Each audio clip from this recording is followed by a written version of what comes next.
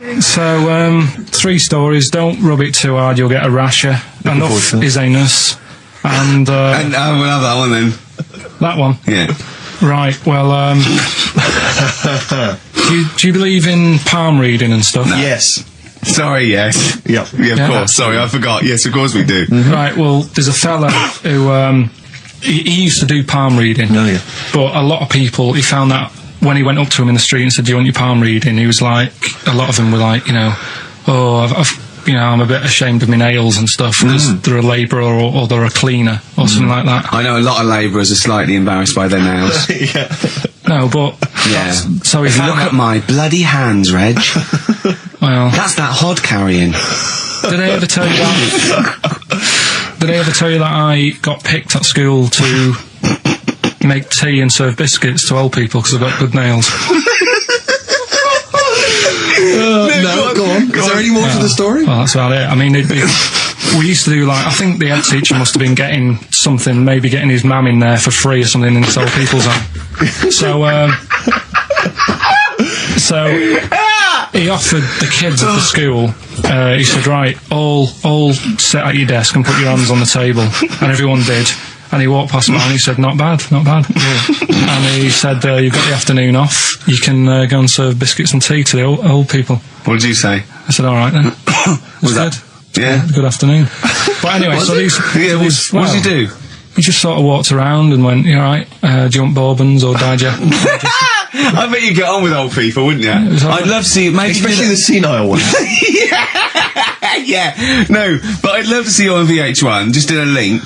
They just go, they've just played Robert Palmer, right? And it comes to you in a little park, and you just sit next to an old lady, go, alright? And you go, yeah, not too bad. You go, what do you think of London? Crap, innit? And she goes, yeah, it's awful, innit? And you just have a talk, and you go, right, well, she doesn't like it, in excess. Yeah. That's what I'd like to see. I still think my idea is better, but... So what are you going for then? Oh, you've picked one, haven't you? Yeah, so this fella... So there's palmists going around the streets... Yeah, he's going round... and randomly trying to give palm readings. They're losing money, hand over fist. Yeah. Right, so they said he's what he's done. He's reading people's bottoms now. Sorry, whoa. You just I didn't quite follow that. He was a palm reader. That wasn't making money. So now he's going up to people in the street and saying, "Can I see your arse?" Basically, yeah. So from being a palmist to an arsonist. Well, they just that's what he does. He said the same sort of lines and that you get on your hand. You get them on your bottom, and he can read them. Right. Yeah, he's not a pervert or anything, or making up as he goes along. No, that's it. That was that. So, sorry, if a man came up to you in the street and said, "Can I have a look at your arse?" Can I read your arse? You'd drop your trousers, would you? No. If he went up to him and he said, "Oh, I'd rather you didn't, because I'm a labourer. I've got bad fingernails." No, that's why I've seen. That's what a lot of labourers, they're showing their cleavage. You think, but actually they're having their arse read. Absolutely. That's that's what it is. And then So is that the end of the story? Yeah. But then because... That's it. Educating Ricky is there's a bloke who reads arses. No, you're a mentalist. What are you talking about? Educating Ricky, will we carry on? Yeah. Right, you've got left. Don't rub it too hard, you'll get a rasher. And will it like fellas or will it like women? Well, you said wool before. Yeah, will it. Go on then, I'll have wool it. Right, now this is similar to the one you were talking about before, right? They found out that... Scientists. Oh, yeah. I've found out... 17th century? That, like now, 1 in 10 rams are gay. 1 in 10 rams are gay? Yeah. Yeah. So that was like, wool it. That's how I could get that in.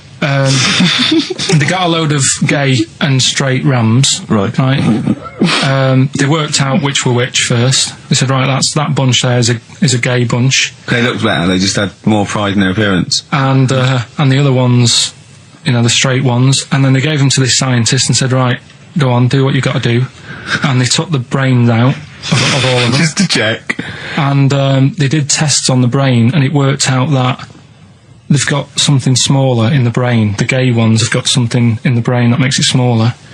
And they said, right, well, that's probably how it's going to work on males, on like males and females and like humans. So you took from this that gays have smaller brains than straight people? No, there's something in the brain. Right, go on. So if someone's saying, you know, oh, I'm a gay, or they're not sure or whatever, they will now be able to find out. So you can go to the doctor and to find out if you're straight or gay. Is there any gay in my brain? Let's have a look. Do. You've got a little bit of a gay in you, yes. A little bit of gay in there. Yes, you've got the, you've got a little bent cell there. Well, that's why they did it, anyway. I don't understand how they could differentiate which was straight and which were gay to begin with, before they then gave it to the scientist. Wasn't that what the scientists figured out? Well, how could they tell? There's one theory that it's genetically determined. There is one. There is a theory that's genetically determined, but I don't think it's as easy as pulling a sheep's brain apart and finding a little pink sort of like blob in there, and going, right, we've taken the guy out, and now he's going to go and shag some ewes. I don't think it's that straightforward. Although homosexuality does occur at a similar sort of rate in animals, I think. Yeah. Yeah. So you knew that, didn't you? So that's that one. I mean, I just like the idea of the farmer figuring out which is straight and gay. Well, that one's wearing quite a camp-looking neckerchief. So I'm thinking maybe he's gay. Is that? Yeah. I love the fact they can. That one's a big fan of Sophie Ellis-Bextor. Yeah. They put on ABBA and see which ones dance. Exactly. That's how they. Which one? Yeah. Put on like Barbara Streisand and see which ones sing along. it is rubbish. What did I find? Did you just say that is rubbish? No. Then here's a good one. Go on then. Right, in Dubai, this woman went to Dubai for a holiday, and she was over there, and apparently in the markets Bit by a spider? they sell lizards. Oh, go on. Right, just like for people to buy.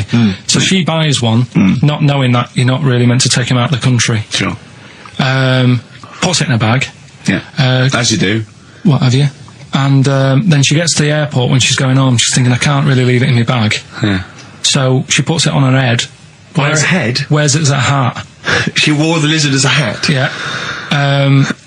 People on the plane were just like, yeah, everything's fine. You know, they're doing the cross checks and that. Yeah. Have you got your seatbelt on? Yeah. There's a woman there with a lizard hat. Everything's going well. She gets off the plane at Manchester Airport. Lizard sticks its tongue out. Yeah. The air hostess says, what are you doing with that? She goes, I've had it. The lizard said, I just found her in Dubai. They said, I've had this with me all journey. And they said, well, you shouldn't have done. And they took it off her. Yeah, I think that is true, actually. Yeah. Yeah. So what about that? Yeah, good, yeah. That educated me. Right, what, any more? Well, what's that taught you? That's taught you, you know, be careful when smuggling lizards back as some kind of hat. Yeah, don't just say, lizard, keep your tongue in, you twat. Not at the customs officer. Yeah. Last one. Yeah. Don't rub it too hard, you'll get a rash out. It's been a mess today, hasn't it? What do you mean it's been a mess? It's been a mess. What has? This. What? The show? Yeah. How has it been any worse? It's just all over the place. There's no sort of, it's not tight like it normally is. And she'll be going away with this, thinking that's what the show would be like. She listens to the show, she knows it's a shambles every week. Go on. Well, don't rub it too hard, you'll get a rasher. Yeah. Do you know the saying, ham it up? Yeah, go on, yeah. Right, well, do you know what it means? Well, it means to overact. Right. Well, years ago, with actors in musicals and stuff, they'd the actors used to look pretty ill on the stage because they didn't have proper makeup and that. Right. So what they used to do to make themselves look rub their face in pigs. Well, they got bacon, rubbed it on the face, and it made the face a bit sticky because of all the the pig fat and bit of lard and stuff like that. And then they'd go and get some bricks. Yeah, house bricks. Rub them together, make some sort of red dust from the brick, and then put the dust on the face. And the fat and the lard and that would make the dust stick to the face. And they'd look well under the lights. And that's where they'd smell great as well. Yeah, well, lovely. Everyone likes the smell of bacon. No, but so that's the old ham it up. That's where that comes from. If it's true, I've no reason to think that it's not. So that's your third educating Ricky today. So what have you learned? Nothing. Absolutely sod all. You've got your hamming it up. Yeah. Rams are gay. They know which ones are gay now. Now. And at last, the fella who can hand read an arse. If you missed the rest of the show, what are you going to make of that? If you've just tuned in, You are a maniac, Carl. So- And you've had your screen test. I reckon we'll be seeing you on MTV or VH1 in the near future. Which one are we No, doing? do the Bughead one. Right, well, the bughead one. Well, we've talked a lot about animals and that, haven't we, without heads. Surprisingly, we have. I think a disproportionate amount on it. if you're a new listener and this is the first time you listen, you'd be surprised. Yeah, we've done all that. We've covered worms, the way if you cut their head off, it grows back if you don't cut too high above its neck. We've covered The chicken. the fella who blinked. Yeah. I can't go into it again. Right. Let's not go into it again. We've had the chicken with no head that lived for 8 months. Yeah. And we've had And we've had the cockroaches. cockroaches living for a week without an egg. Right, okay. Well, it's a bit more on the cockroach front, really. Right. They've found, right, that if you get a cockroach and you cut its head off, Yeah. right, and then you find a cockroach that's still got its head, but it hasn't got any legs, Right. right, it's not over for both of them, right? Because what you Confused. can do, you get the one that's got the legs Right. with no head, Yeah. sort of running around, get the one with the head, Uh-huh. sit it on top of it, Right. get a little tube Okay. so that the fluids. So is this aunt is go out of the Let him room? finish. This is like Blue Peter. Let him You could get this for Christmas. Right, you get Yeah. a little tube, you sit that on top so the bodily fluids are still running between the two. Right. The head of the one on the top will control the feet of the one on the bottom. Okay. What about Good. And will it continue to live? that? Yeah. Okay, you don't know that for sure, do you? You're just guessing. That was just a No, question out of the blue he wasn't expecting. Yeah. Well, what do you think of that? Good, yeah, it's great. Yeah, just a primitive nervous system that can, yeah.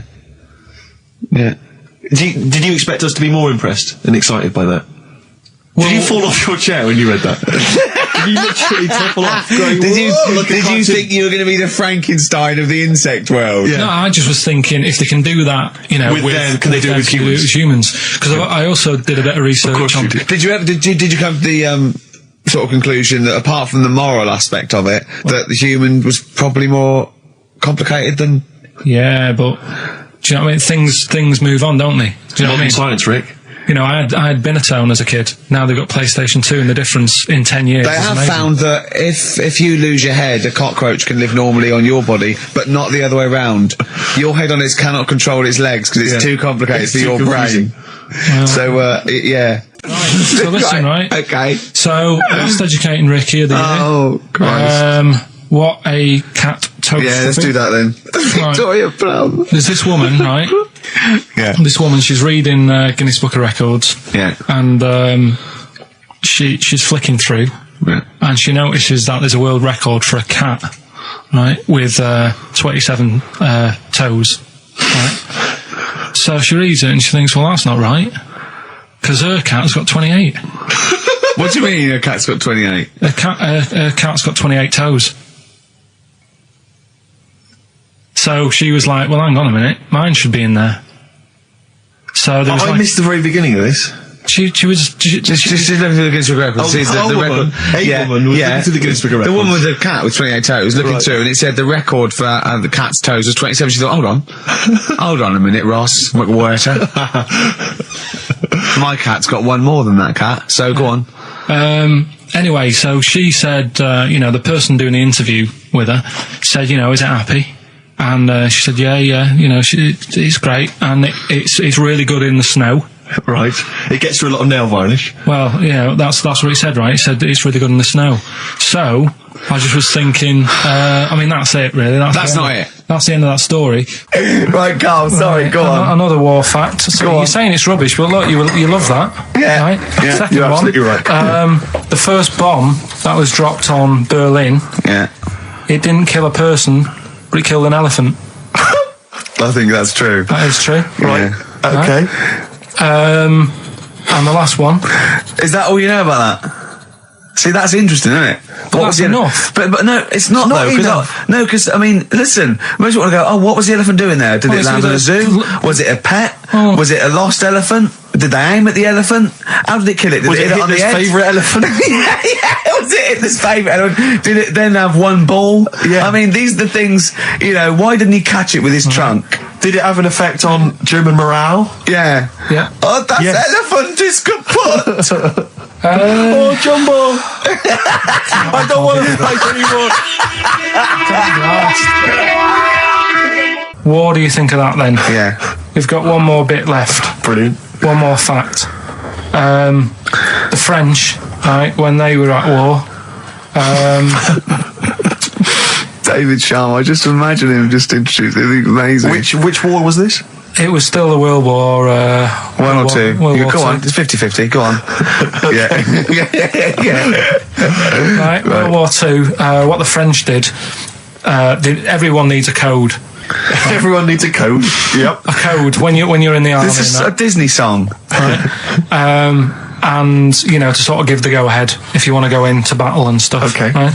So Needs a code. but the weird thing Game is, show. right? The weird thing is, do you know what theirs was? Go on. Do you? Yeah, I know what it is. It's So what a bit was weird. the French code? For what? To sort of say, right, yeah, go on But they had more than one. on this day. But I don't know what day it is. On this day. Oh, what? It's like saying, what am I thinking of? What was the battle? What was the... Okay, so all right. What? Look at him, look. He's genuinely confused that I've asked this question. Right. It was No. If you ask me a question, ask me the question correctly. What was the code for battle during what battle? World War II. No, that's not a battle. That's a war. Yeah, it was in a war. Yeah. I don't know what to do. He confuses people. All right. Okay. What was it, Carl? What was the Yeah. code? What was are the you French thinking code? of? Right. John's got a moustache. What are you talking My about? lungs are gonna burst. That was a code that the French used. You know, like, I mean, I just think it's a bit daft, right? Because you could come up with that by mistake. yeah. Two French blokes talking in the trenches, and they see a major walk past, and they go, "Oh, look, John's got a moustache," and they all go and go, "No, I was just talking. What are you talking about?" Well, the way I don't think that's a good code. I'm not. I you don't know, believe it is the code. No, it is seriously. And what? And It's would just it, that would it no have one been, talks would it have about been it. said in French? Yeah. Okay. Yeah. But Yeah, the weird, yeah. Guess in. Yeah. No, but What? you see, I can't even be bothered What are you saying, Carl? because it's not a very good code. Do you know, like we've talked in the past about, you know, things you don't see, and I said an old man eating a Twix. Yeah. If they use that's safe because no one is ever going to see a man having an old man having a Twix. What do you mean? Well, use that as a code. Don't use a saying, John's got a moustache, that could crop up. It's like the war's kicked off. How did that happen? Well, I said John had a moustache. Oh, Two French folks would never be saying John's got a moustache. Why would they? Because back then they were fashionable. He nearly makes sense, doesn't he? I assume it would have been Jean. Yeah. No, probably John. And how would this code have been? I mean, who would have I don't announced know, I this just to read everyone? it. I read it like that, Steve. That's what was on the internet. This is a code that was used. John's got a Don't be moustache. angry with me. I know, but you're always asking questions. That's because I'm interested in history. Yeah. Go on, Carl. Got that right. Acid. I would sort you out with some science. Brilliant. I forgot the puns in mine, didn't I? I forgot the puns. Go on. Right, so, you asked to sort of be taught some science and that last week after being taught about war, so did some research. And there's a few things, I think we'll just cover one of them now. Go on. We talked a lot about hairy kids. We have I discussed that a love lot. the fact that Simon Sharma has never started a programme like that. The Jacobites. We've talked a lot about hairy kids. Go on. It's a little bit, I mean, it's not your traditional science stuff, but it's still More left interesting and it's a little bit, it's still... Yeah, we talk about hairy kids. We have disproportionately, honestly. I think this show's talked about hairy kids more than any other radio show. Well, it's one that... Sorry, I noticed both of you there dropped the H, or the H, or however it's I had to, 'cause So airy obviously kids, means yeah. hairy. Yeah. Hairy children, not Yeah, sort of airy, kind of light-headed or... Yeah. Well, there was the case of the one who lived in China. Yeah. And, Which was weird for two reasons, wasn't it? yeah. Well, go on. One was, like, he was covered in hair. That's already weird. And the doctor sort of checked him over and said, well, yeah, he is hairy, but he's quite healthy, apart from he had a little bit of eczema and a boil. That was the main bit of the story, wasn't it? Yeah. But this one, right, we have sort of talked about it, and you weren't having any of it at the time. What? This next bit of science I'm telling you about. Go on then. Right? Remember when I told you about a lad who was living at home with his mum and dad, right? Everything's, normal life, go to school, that sort of thing. Yeah. Then, I think his mum and dad had an argument, and it kicked off a bit, and he thought, I'm sick of this. It's happening all the time now. They kept having arguments, so the kid ran off into the woods. Mm-hmm. Oh. Yeah. Right? God. Now, he left, he went and ran in the woods, and he ended up living with some monkeys. Right. Right? And he thought, this isn't a bad life, there's no arguments going on. Sure. He was getting on with them. And the weird He loves thing bananas. is, this is where the science bit comes in. Oh, Sure. He grew a load of hair on his body. That's not true. It's not true. It is true. It's an acquired characteristic. I bet someone will back me up on this. But no, you can't. You can't grow hair like that. You might get a little bit more down here. They might, the erectile tissue might, they won't fall out as much. That would, but you don't actually grow a big mane if you're cold and you're a human. Well, he did. This lad did. I know it sounds a bit strange and that, but he was living with the monkeys, and because it was cold, his body reacted to it. Listen. He was no hairier than he would have been if he was walking around naked on a cold day, with or without living with monkeys. The fact that he was living with monkeys makes no difference. No, I know, but I'm trying to get, picture it in your head what it's like. Although Mickey Dolenz was always pretty hairy. Right? So he was living with them, and he went into town or something one day Oh, yeah. to get some food, and the people there were like, hang on a minute, that isn't a monkey. Well, he went in naked. No, he was there covered in hair. Yeah. But naked, but covered in hair, so it was decent. It was. Yeah. But they that was the weird thing. They thought it was a monkey in the shop. And then So presumably he had a big long beard as well, because he couldn't shave, could he? No, he was just covered. He looked like a monkey. And they were happy to serve the monkey, were they? There's a monkey, he's How buying did a he walk? newspaper and How some did he milk. walk? How did he walk, Carl? Did he walk upright or whistling along? The picture that I saw on the internet, he was on all fours, but I Course don't he know if was. that's when he was Course he running was. away after they'd sort of, realised he was a kid. But this was a So he was picture. a kid as well. He wasn't even like an adult with the beard. No, he was a kid. Brilliant. And The beard kicked in a little bit. So early. listen, so the Go on. people caught him. You're an idiot. The people caught him, Yeah. shaved him, right? Got it all off, didn't grow back again. Right. It You're an grew. idiot. Well, like I say, people will have heard this story or read about it. You're an idiot. And they'll email in. They don't let me down. And they'll agree that you're an idiot. No, they'll have seen the story. You're an idiot. So that's a little bit of science. You're an idiot. Libertines, Time for Heroes and XFM 104.9. Right, okay, so have you got anything that is science as opposed to nonsense? Well, Kid went off with some monkeys, grew hair, Yeah. came back, shaved him, it didn't grow back. I mean, just think. Right, educate me, Carl. right, well, Go like on, I mate. say, right. Educate me. Well, what we're looking at this week, we've done war, we've done, We've what else have we nailed done? that, we've nailed war. Did, We summed up war with a little French bloke whose battle cry was John's got a moustache. right. So, and last week we did science, What would you do on science then? Airy Kid, Brilliant. right? Yeah. So this week we're looking at, medical problems. I'm sure we do Airy Kid every week. Medical problems then. I've got a couple of things under the banner of, colon then educate me. Yeah. We've got, this is interesting, right? Do you know if you have an operation on your brain, right, what they do is, this is why I'd never go to the doctors. I don't like doctors because this sort of stuff freaks me out, right?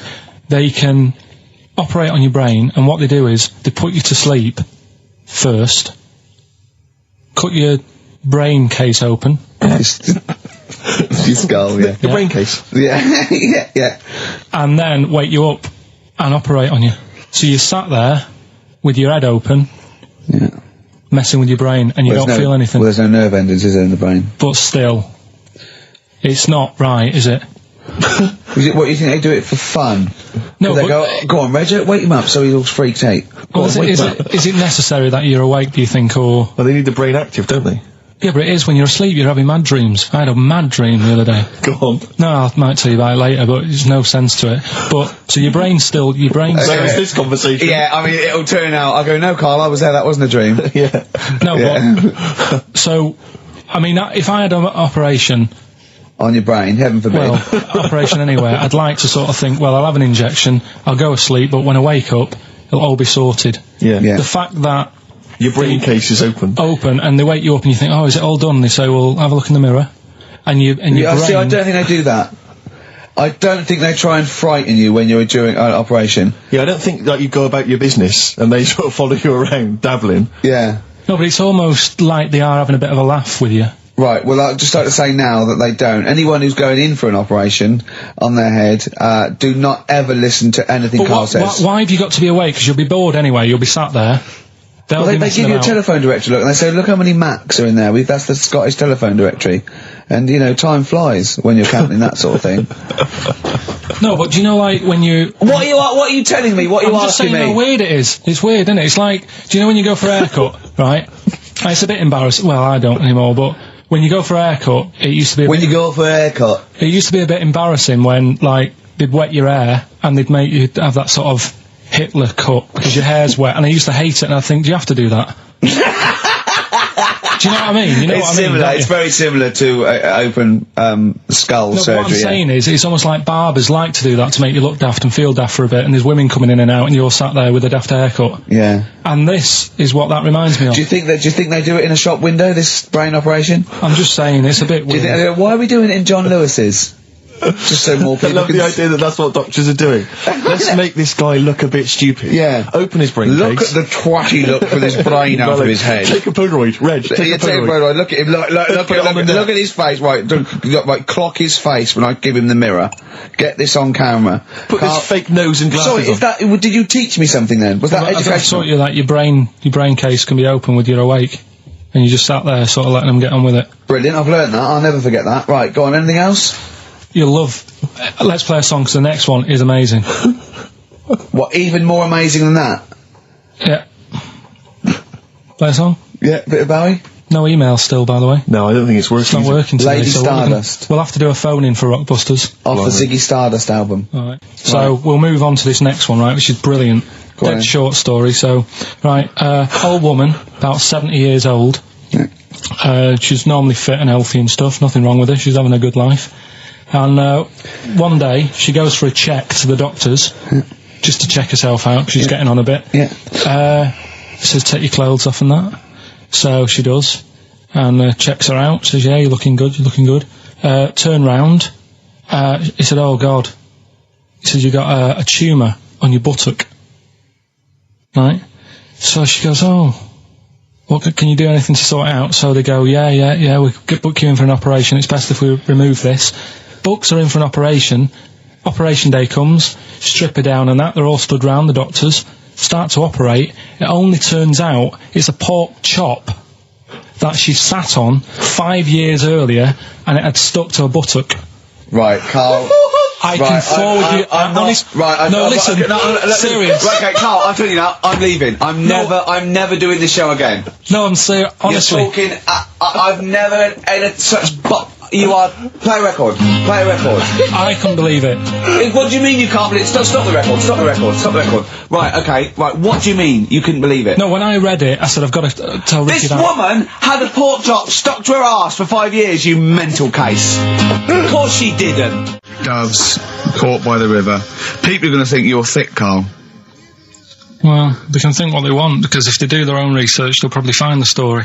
Because it won't have happened that many Carl, times. think about it. I mean, how could an old woman have a pork chop stuck to her arse for 5 years? She said she couldn't remember even making one, so she was as surprised as the doctors were. But hold on though, she presumably must have sat on it naked. Yeah. Didn't that bring back any memories? I know it's weird, but... Carl, Carl. But why would it stay there? Why wouldn't it fall off when she had a bath or a shower? Grease. What about a bath? But why didn't the doctor realise that when he first looked at it? Yeah. Was he not paying attention when he said, I think he's a tumour? Didn't he not Carl, look a bit listen, closer? think about it. A pork chop stuck to your arse for 5 years. You're naked, you sit on a pork chop, you go, nothing. Yeah, I know, there's nothing weird about that. I can't feel anything. Even if you had a dead leg, the time you that pork chop, what else you got dressed? Well, she might have not have done that much. She's old. She probably just sat down and didn't move for a bit.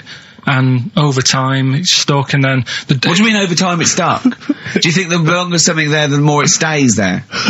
Look, I know that's why The I pork picked chop it. goes, well, we've been here a year. Richie, We're that's not going why to I move picked now. it. I don't think we're going to move now. I'm quite, attached to this buttock. I think I'll stay here for another 4 years until some doctor works it out. I love the idea they got her into hospital, they gave her the bed baths, they got her ready for the operation, they laid her out. They were And just then- right to take get the scissors or the knife, make the incision, hang on a minute. This is a pork. This is a Bring pork me a frying chop. pan. This is a pork chop. What we have got though is Educating Ricky, haven't we? Well, another one of my little things. Oh, it's brilliant then.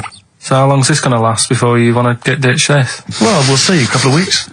Not like that, Carl. It's all one. It's one love, man. We're on the same team, mate. Yeah, we're just one voice, man. One true voice. Like those lads. Yeah. They could play. Right, well, the Educating Ricky, They could right? play. Well, why don't we play a record and come back with Educating The Ricky? Wind, Cat Stevens. We need beautiful to song. get the Beautiful jingle song. queued up as well.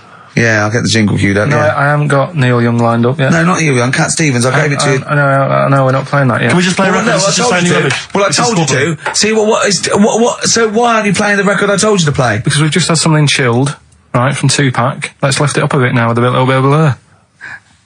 Right? Come on, play it. Oh, I'm not sure. I just have. Crazy beats there on XFM 104.9. Right, we're gonna do Educating Ricky instead of Rockbusters. Incidentally, on the subject of Rockbusters, we've just had an email from Phil. He says, I could do with this week's rather shoddy array of prizes, as I'm doing a car boot sale tomorrow and need a bit more tact to fill the table. Probably send it we to him. might as well do it anyway. Yeah. But Educating Ricky, it was a feature. Well, actually, about a year ago, I started a feature called Educating Carl because we found out he had 1 E at O level at history, and I'd educate him on things like Rasputin, things that I thought he'd be interested in. Winston Che Churchill, Guevara. some of the greats, some scientific facts, and then I said it's your turn, and he started telling me about people born without legs. Some people have got a funny eye. There's a woman whose tongue's longer than her arm. And really, turning the screw on education. Yeah. So, I don't know what he's got for me today. Maybe a dog born a cat. Let's have a look. We've done that one, we've done that. Is there, because often we should point out there's sometimes a crossover between Educating Ricky and Cheeky Freak of the Week, just in terms of subject matter. Yeah, so we've done Cheeky Freak of the Week. We've done all the freaks. What have we done with the Freak of the Week? There's a dog. There was a woman that had the back legs of a dog. What was last week? It was the girl who was born with 4 eyes, 2 mouths, and 3 legs. Sure. You weren't that impressed. I thought if we've got to that and it's not impressing you. We are a tough audience, I Let's admit. spin it. Let's move on. Is there a jingle for Educating Ricky? Educating Ricky. Oh God. You've told me Educating Ricky. Very similar to some of the other jingles I've done. Well, they're made by the same people. Yeah, yeah. Right, Okay, what have you got, it's just, Educating Ricky is just stuff that I learn in the week, and I think that's interesting. I keep it up here, and then I share it with you, right? And, some interesting stuff. One of them, right? Mount Everest. Go on. I need more. Right, well, there's a problem, Yeah. because people are leaving rubbish up there and that. And whoever owns it is saying,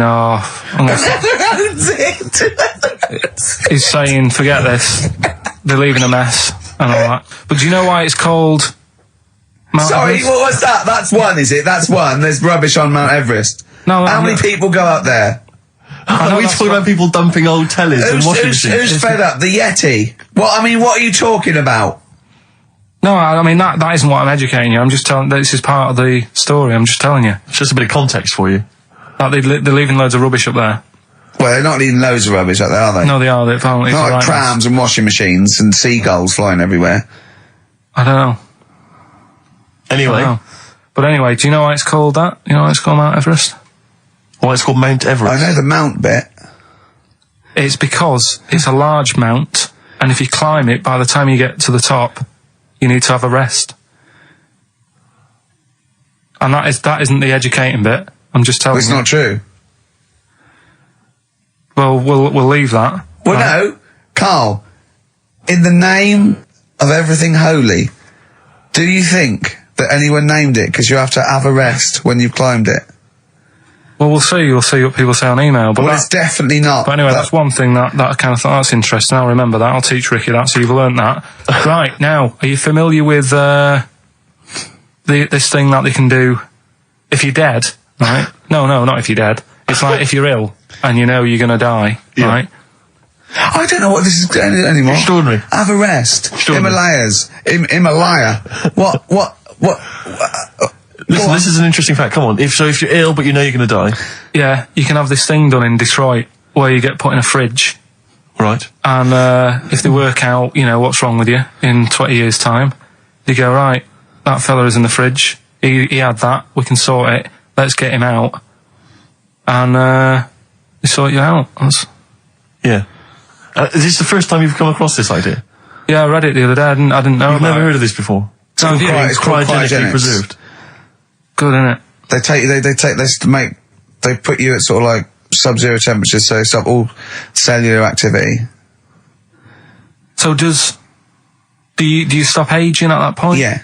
It's suspended animation. So, well, what's the law on it, right? Because say if I had something, right, Yeah. and I said, oh, put me in a fridge, and when you've got the cure and that, wheel me out, sort me out. Say if they did that, Yeah. and it was like 40 years, Yeah. and in 40 years' time they get a cure for me, Yeah. would I have to stay with Suzanne? Because she'd be 70. Do you mean what are the rules? Should you be allowed to date a younger woman?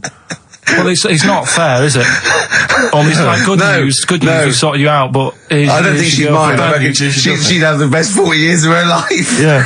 And plus, they're never going to find a cure for what ails you. That is genius. That is brilliant. You come out, you're cured, and you go, oh no. I love the fact that's what he'd be lying there. If you could think while he was in that state, you'd be thinking, oh God. She's losing her looks. Yeah. Just, oh dear. But everything else as well, like, my job wouldn't be here. No. No. Although the figures would have gone up a little bit. Flat's probably gone or knocked down or whatever. Sure. Yeah. Most of my family would be dead. Yep.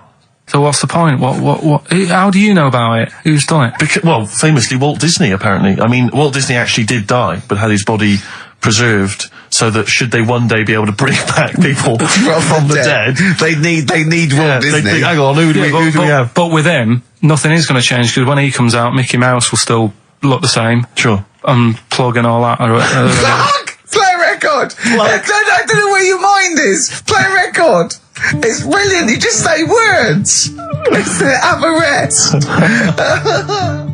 Yeah. They've cloned a man moth. No, but that's the sort of thing I think we need now, right? We've covered a lot of stuff. What, education? Teaching, yeah. Well, okay. What do you want to know?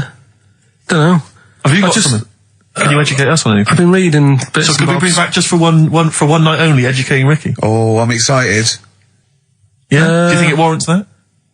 I don't know enough about it. Do you know what I mean?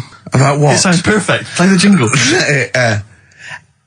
Educating Ricky. He's getting smarter. A couple of things happened in the week that I read about. Okay. Keeping up on what's going on and that. Sure. Yeah.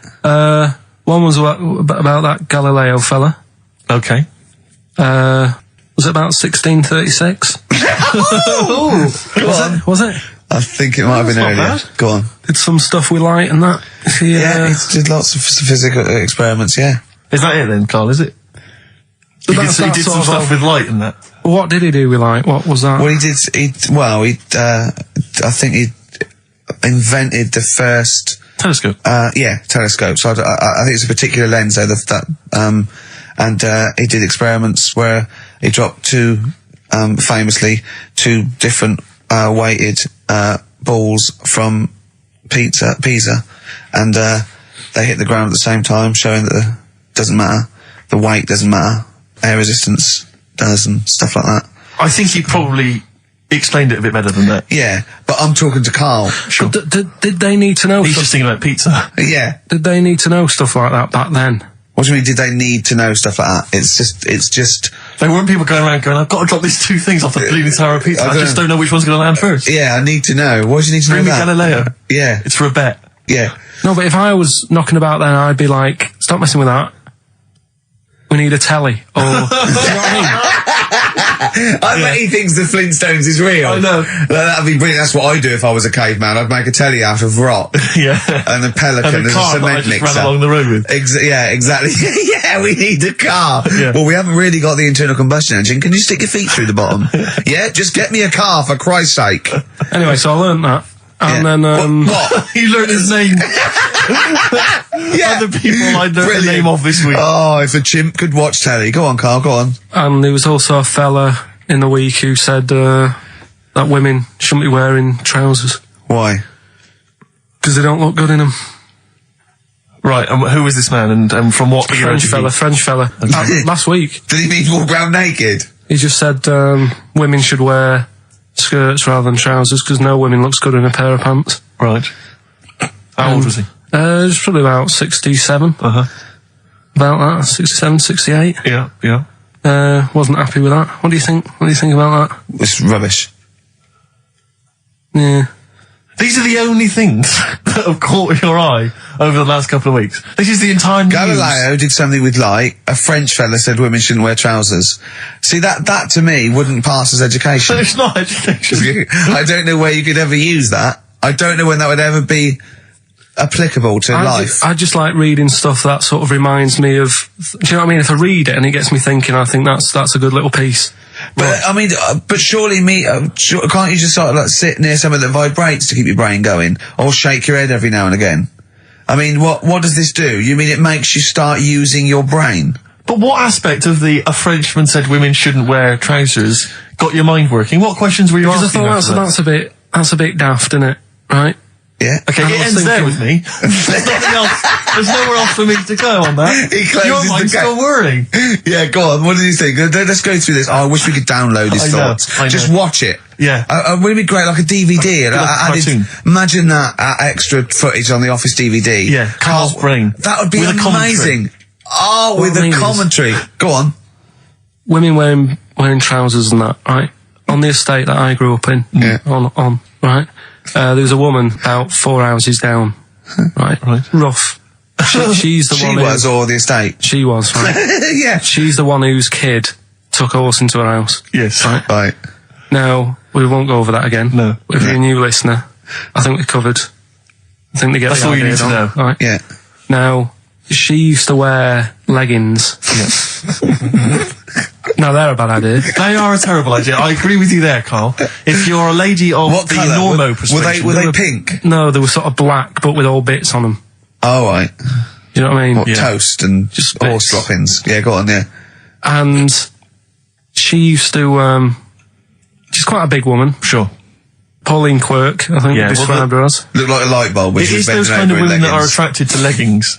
Yeah, I know, yeah. They are drawn to them like a moth to a flame. Yeah. She yeah. used to wear them, and that's what I remember when I read this piece. She used to work on one of those sex line things. Right. Right, she used to do that. But What was she, an engineer? the weird thing with her was, she had big eyelids Right. Go on. that were too big, and this is what I was thinking. What right? do you mean she had big eyelids? How big do eyelids have to be for you to go, they're big eyelids? What was she shoplifting with them? Would she come out of Dixon's with, like, radio stored in them? What do you mean she No, had big eyelids? it was another one of them popular things around our way. Do you know? Like, What do you mean popular things? They think didn't people go, have they go, oh, I say, well, they're all the rage. Can I get some big eyelids, please? No. It was just like one of them things that people suffered with. Just big eyelids. They could hardly open their eyes. What do you mean? What do you mean? That's one of them popular things around where I grew up. People had big eyelids, they could hardly open their eyes. What does that mean? What sort of freak town were you born in? You had webbed feet people with big heads. You got women with big eyelids. What does big eyelids mean? Are you confusing her with the horse? yeah. Did she have hooves? Look, what? Just too much skin. It was like the neck of a chicken, but on the eyes. Well, what's your point? Anyway, so there's this big eyelided woman with the And leggings. that's what I'm saying to you, though. That's when I read that story with people with trousers. Yeah. I went from that. Yeah. To into a that. woman who used to have big eyelids. I still at the point. But then, and also the other bloke who had the eyelid problem was a mate of mine. Right. His dad had it, and same problem, massive eyelids. I don't know what that means. I don't know what that means. I used to say to my mum, I'm going round to Dave's house. Yeah. And Or to say, Droopy, well, as you call him. that's all right, but make sure his dad doesn't take you out in the car, because he could hardly see. He had to have his head. He gets to tilt his head back to keep his eyes Make open. sure! Did he have a couple of matches with him at all times? What a load of gobbledygook. I know. But this began as educating Ricky. I know, So it's what, like he was people thinking, with eyelids. but it's like you're supposed to make that leap as well. Yeah. If I mentioned the trousers, Ricky will probably be thinking about people with big eyelids and women wearing leggings. Play a record, Carl. Got nonsense. Adverts. No, alright. Before we move on, was the Sharks article interesting? Did you learn anything? Pretty good. Was it? Yeah, I'll teach you something about that later. Oh, okay. Is this educating Ricky? Wasn't, but I can teach you a bit. Yeah? Alright. That's good. Play some ads and that. Play some ads on a tune, and then have we got maybe a competition? Yeah. All What have we got? We're all looking forward to that. Alright. Fortune Faded, Red Hot Chili Peppers on XFM 104.9. I'm Ricky Gervais, with me Steve Merchant and Karl Pilkington. Back for 2 hours a day, then a Monday off. Conning the management, baby, and sending this station spiraling down into the depths for his greed and selfishness. Yes. Okay. Tell you what I read about. on the Sharks, way. monkeys, or jellyfish? It's 10 past, isn't it? We haven't done a little bit of knob news. No, we haven't done no news, no. But It's been 3 months. there's been- 3 months coming. there's this thing. I don't know the full story. I don't know how it happened, right? But little Russian fella. Yeah. He was sort of having sort of emptying his bladder, right? And Yeah. somehow electrocuted himself, Right. And sort of did a bit of damage. How's he? What, is he slashed I don't onto know. some I don't live know. wires or Something like that. So Did it anyway, damage to himself or to an electric fire or something? no, to himself. To himself. Yeah. And so the doctor. Didn't slip and curling tongs went up his arse when he was pissed, because that's happened a lot. In Yeah, we've all been hospitals. We've all shoved the old curling tongs up the arse when having a piss. Right. So I can't even be bothered. No, go on, we're interested. We're interested.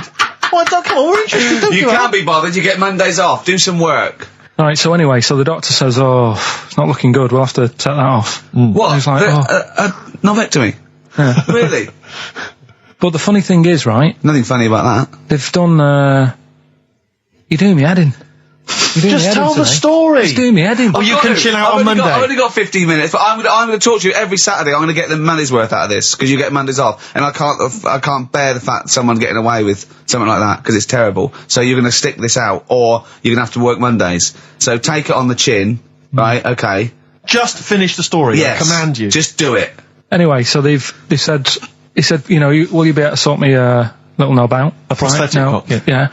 But they put him out Yeah. for the operation. Yeah. He woke up, Yeah. right, and he's thinking, oh, thank God that's over and done with. Yeah. They've only grown it on his arm. What are you talking about? You twat. Shut the you're an idiot. What do you mean they've grown it on his arm? Apparently, like, that's the way they do it. Oh, yeah, but to then put it on, that wasn't a mistake. It wasn't doctor going, did it go there? Some bloke I didn't do a degree. Are you a real doctor? Yeah, yeah. But why put it there? Because it's got to grow, It's got a graft there, so they can control it. To skin tissue. But on your arm. Well, But they're On going to your remove it back or- from the arm itself. What do you mean on the back? on your back. Somewhere, well, we can't wear a t-shirt. Yeah, but you could have ridiculous. He's in hospital. but this way you can still have a little tug, can't he? But they'll leave it there for quite a bit. It's not, do you know what I mean? It's not going to be like, oh, it's just there for a few days. Yeah. It's there for a bit. That's not good, is it? So he's got a cock on his arm. Yeah, what's up with that? What do you mean, what's up with that? Well, I mean, he could say it's a thumb or something, couldn't he? Yeah. But they remove it. Be good And for attach hitching. it down below later. If you had a knob instead of a thumb and you went hitchhiking, just tickle it. They can see it like a mile down the road, couldn't they? Posting. Yeah. If I'd lost my knob, I'd go, I'm not going to have all that stuff. Just whack a pair of tits on me. Do you know what I mean? I think, just forget it. But why not just put it where it should be straight away instead of messing about? Where should it be straight away? You know. On the forehead. Listen, are we doing a competition? Let's play a tune. Come on, Carl, you can't be bothered. Right, okay, we're going to scrap this and you're going to work Mondays again. Well, let's see if this is enough. Let's see if Trevor McDonald just read this on the news at 10, it'd be short and you get back to the football, whatever. Yeah, here we go. And here is the news at 2:15 with Karl Pilkington. Bong. Man who walks backwards around lake falls in. Bong. Chinese woman eats dirt. Bong. Man lives in rubbish dump for 10 years. Brilliant. Bong. Czech family says they've got a rabbit with 3 knobs. Right. Done. Sorry, can you just read a little bit more of the Czech family with 3 knobs? Just about a family. Not read it to yourself. Read it out on air. Just about. Well, he can't read it to himself. I tell him to read it to himself. We still hear it. No, he was, because I could see his lips moving. Go on. Just this fella who had 3 rabbits. Right, just think of this is Trevor McDonald. Yeah. Okay, carry on, Carl. Okay, well, here's the news. Right, good, brilliant. Go on. There's a fella he's got 3 rabbits and that, and then he checks them out. Right. Yeah. 2 of the rabbits have got 2 knobs each. Right. And he goes, that's a bit weird, isn't it? Sure. And they're throwing them around, sort of chucking, showing them around the family and stuff, saying, look at that, that's weird. Picks up the 3rd one, it's got 3. Yeah. So they ate the 2 with 2, because they thought they best keep the 3rd one, because a little bit lucky in that. Yeah. It is lucky. 3 knobs there, yeah. Now here's the sports news, and that's how it would work. Yeah, okay, brilliant. Well, read about the Chinese woman who eats dirt. I'm interested in that. That's it. That is the story, isn't it? What more do you need to know? It's Well, I want to know a little bit more. Can you just embellish it? 78-year-old Chinese woman. She says she's 78. Makes you wonder. Yeah. With my theory. Carl's theory is that Chinese people don't age well, and so those Chinese people that are saying they're 112 are really only 33. That's why he doesn't want to be recognised, because he doesn't want to walk out from here into Chinatown. Yeah. It just says she's been eating soil for 70 years. She's ate about 10 tons of the stuff, and it's done her no harm. Kept her grounded. It's probably all right for you, isn't it? Because it passes through, doesn't it? Yeah. Well, they say, don't they, if you're having a kid, let it play in soil and that, because Well, that's to get it immune, yeah. To get yeah. But lots of things with sort of birds and reptiles sometimes swallow soil and stones because it grinds up stuff, breaks down cellulose for them. Doesn't do you any harm. all right then. One more fact from this book for you, Carl. Apparently, officially, the Second World War is not over. It's not actually over because there's never been an official treaty signed between Germany and Russia. So it's still going on. Interesting or not? Not as good as the monkey one and the woman who eats dirt. and the Peter the Great and that. Sure. But yeah, it is over, isn't it? Isn't it though? That's what I mean about you annoying me with stuff that you go, oh, that's interesting. I don't think that is interesting. Okay. There was what was it I learnt? What was it I learned? Think of that as a question. Well, we're all trying to figure that out. Yeah, go on. Leonardo DiCaprio? the painter, Da Vinci. he could write with one hand, draw with the other at the same time. Right. Yeah, that's good. It's all right. That's interesting, isn't it? Yeah, it's all right. Well, if you have an interesting fact for Karl Pilkington that you think he might be intrigued by, email ricky.gervais@xfm. What have we got coming up? What have we got coming up? More education stuff, some good tunes and that, Yeah. and a bit of Outcast. Yeah. Placebo, special needs on XFM 104.9. Email in where Lanzarote is. I don't know if it's Italy or Spain or Europe or maybe Africa. You know, these are the sort of things. These are the reasons I come into it to at least learn something, innit, Carl? We've stopped educating Ricky, so I've stopped learning. You know, about things like the woman who ate mud all her life. I told you something before when we were in the office. What did you? Go on. What was that? What did you teach me? They've just counted how many fish are in the sea. And that. No, they haven't. They've just done a census. A census. What, of fish? Yeah, some fellas have gone in the sea and they've got to work out. There's about... Mrs. Spratt, is this your son? No, he's a lodger. Okay, well, let's mark him down. That's 2. Oh, I've lost count. 6,400,000. Oh, darn. So how many are there? About... There's a lot. Oh. Well, there are more species of fish than bird, mammal and reptile put together. Can I ask a question? That's on my DVD of animals. That's still available in the shops. Probably find that online. You'll get that slightly cheaper. $15.99. What? Go on, ask me a question. Features of Ask me a question. includes Karl Pilkington's also on the DVD. Yeah. That's a perfect Christmas gift. Yeah. This is a question. I was discussing this yesterday. This is not a bit of shit. This is not a joke. I genuinely have always been slightly perplexed, and we were discussing it last night. The notion of the birds and the bees. Yeah. Now, I don't mean, the birds and the bees. I understand how... Why they use the birds and the bees? Yeah, because, you see, I always, as a child, I never... No, I assumed the bees were having some kind of relations with the birds. No. So what is there anything to do with the birds and the bees, or is it literally, just like a euphemism? It's just, the birds and the bees. No, but they... Do the birds do anything with the bees? No, not at all. It was where they just take them out? It was where parents used to sidestep the issue by saying things like, when a lady blackbird and a man blackbird, they meet, right? They make a little nest. And then because they're in love, they have an egg. Yeah. And that was it. I understand that. That makes sense. But why the bees? Why the birds and the bees? Well, probably, I don't know. I don't know. You see, within nature, forgive my ignorance, within nature there is no relationship between bees and birds, is there? No, not at all. No, not at all. Nothing's going on. But probably what it was, if the parent found it hard to say, daddy puts his penis at mummy's vagina, it was much easier to say, like in the insect world, billions of them queue up and just fill the queen with spunk for about a day. Sure. Thus avoiding the embarrassing intercourse.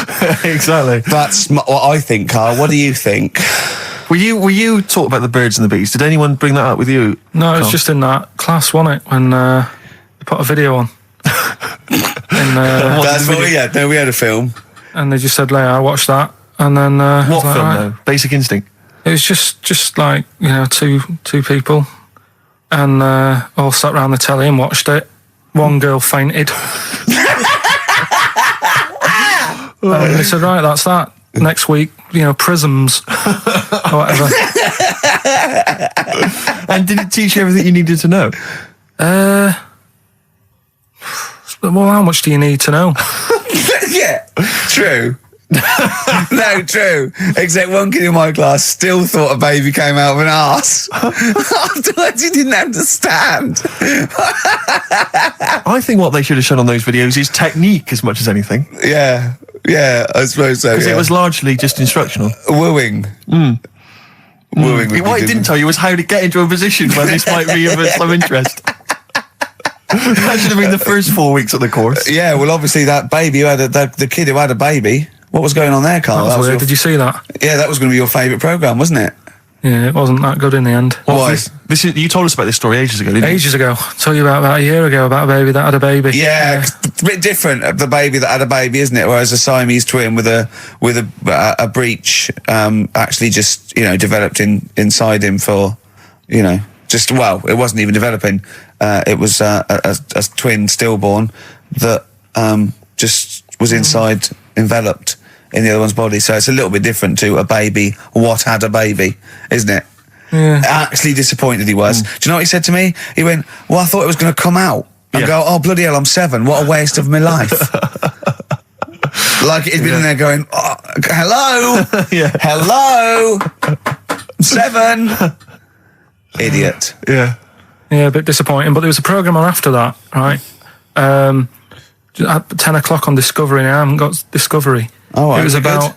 Oh, I didn't see it. This is it. Okay. I was going to say to people, if they've got a copy of it on tape, if they can send it in. What was it? About a baby with 4 legs. Right. That was on... At 10 on... It wasn't a puppy? No. Right. Just, What's it doing up there? Yeah. It's my baby. Oh, is it Mum? All right then, Yeah. fine. Yeah. It's got 4 legs, yes. Yeah. Sometimes they do have Look, 4 legs. Dad's gone. He's never coming back. You've got to get over it.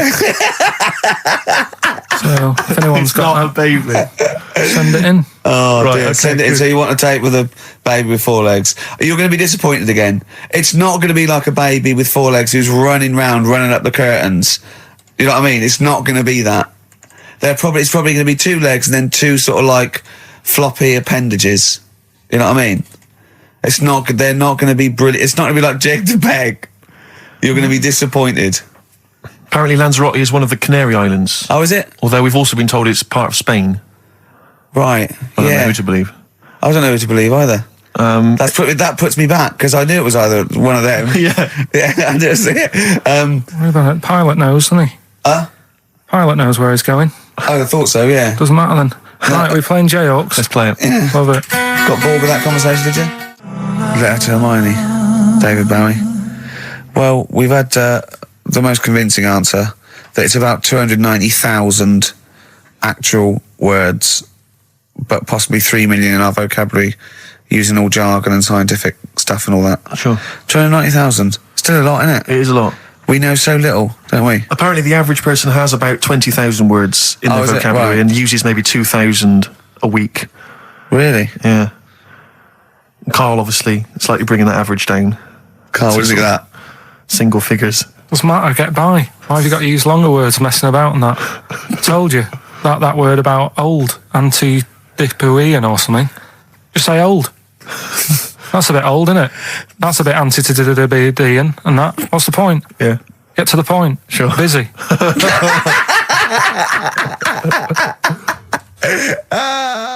And things that, I mean, there's certain things that people get excited about that I think, well, what are you getting excited for? Like what? News, just news. Do you know I normally do the headlines and that? Yeah. Have we got any headlines? Not really, because there isn't that much going on. Isn't there? This is what annoyed me, though. There was something about a woman who's going up Everest on a bike. Do you know what I mean? And they were like, oh, brilliant. But I don't think that's that good. When someone's done it walking... Carl, you're going to do some news stories, I think. Well, like I said, there hasn't been that much going on. There's a story about a fella who hasn't eaten for 70 years. Right. He hasn't eaten. Is that all that's all the information you're going to give us? Yeah, hasn't eaten for 70 years. Hasn't had a drink, but he's all right. That's rubbish then. Next. It's not rubbish. Yeah, it is, yeah. Next. Well, what is it? How is that? How is a man not eaten or drunk for 70 years? It's that thing, isn't it? Your belly gets used to it or something. Steve, has he misinterpreted it or is it rubbish? Well, it does, to be honest with you, it doesn't actually offer any explanation. It just says that that's what happened. Right, so that's rubbish. It doesn't go on to explain Next. anything else. A woman's had 6 organs transplanted. Woman needed a new kidney, a new heart, a new stomach, a new liver, new kidney, intestine. Does that mean that she's the same woman? I know. You'd Yeah. just say forget it, wouldn't you? Yeah. Wouldn't you though? Well, not really. You know, the organ is just a lump of tissue. If you're that knackered, call it a day. Don't waste time with that. Yeah, And good there's advice. there's a woman who hasn't slept for 8 years as well. Well, that's impossible. Again, you want to see that, Steve? Yeah, have a look at this. That's the news for the week. Yeah, all rubbish. Turn off now. Next. Do you want to apologise once more for anyone you might have offended over the year? Yeah, like I say, I never want to upset anyone. We're just chatting about stuff it's just that's chatting. affects me. It's from the heart. You see something, you say, "Oh, it looks a bit like so and so," or "Isn't it a bit?" You're not really, you know, you don't really try and hurt anyone's feelings, do you?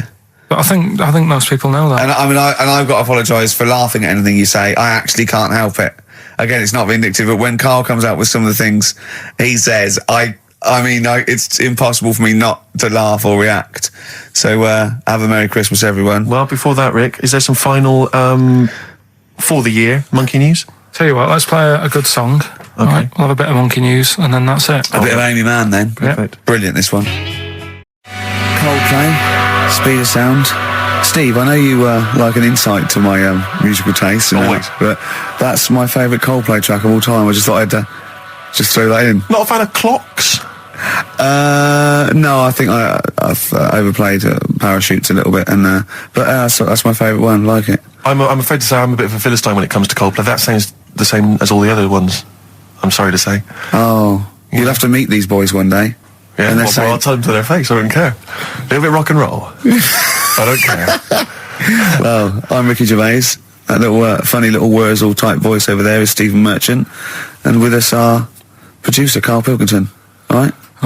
Whenever we say producer, of course, that is in inverted commas. Yeah. Done with the fingers. Well, he didn't have it. I wanted to play some off my iPod today to record it because they didn't have it here.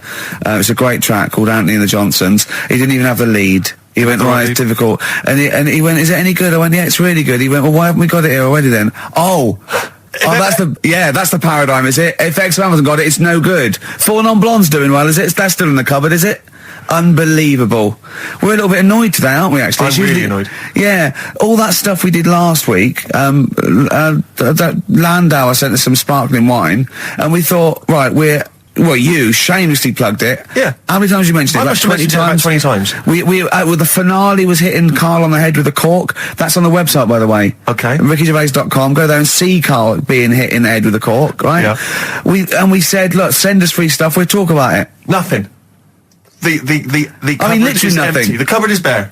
No one has thought, I'll tell you what, there's those guys from The Office. Yeah. I mean, let's be honest, Rick, we are taste makers. We're Yeah. opinion formers, you and Yeah. I. Yeah. And you'd have thought if anyone was going to send us some free stuff, yeah. you know, it makes me Unbelievable. fume. And do you know what it is? It's because people, PR people and that, they've realised no one's listening. But not only are we going against all our principles and losing our dignity just for some free stuff. And integrity. And integrity, We're going against XFM policy because obviously they would have got thousands of pounds for Landauer to be mentioned last come week, on, 20 Rick. times. No, it wouldn't. It's 40 It's quid, isn't it? XFM, Rick. It's 40 quid Yeah. for 40 quid for a 9-minute advert. Exactly. So advertise your quality stuff here. Yeah. Jeff's Garage, cheaper than some other garages.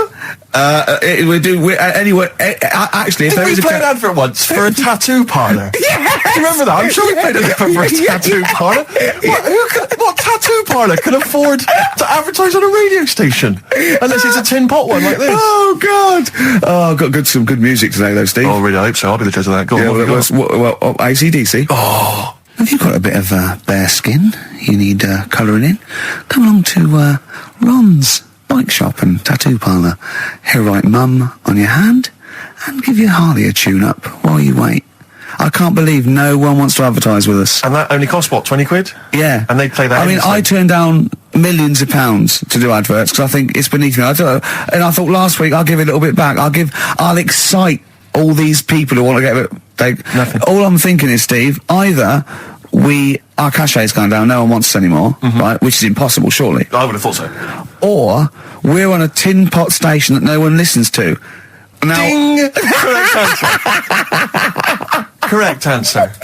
Unbelievable. I'm having to hold on the pop shield of this mic because it keeps falling off. It's embarrassing. This It's whole room is awful. embarrassing. I mean, oh, God. Well, Karl, what are your thoughts? Why have you stuck it out here? Nothing better coming in, I thought. Well, I'll tell you why, because you're always on holiday. You don't do a lot. You get paid, well, doesn't he, really? He's a moany. He doesn't try and get on at all. He doesn't deal with people. He moans about everything. And, so he's... I'm alright, I've got my own little room and that. Yeah. Like a cage. It is like a cage, isn't it? And he can shut the door. If people walk past, he goes, shut the door. He doesn't want them looking in. He's like a miserable old chimp.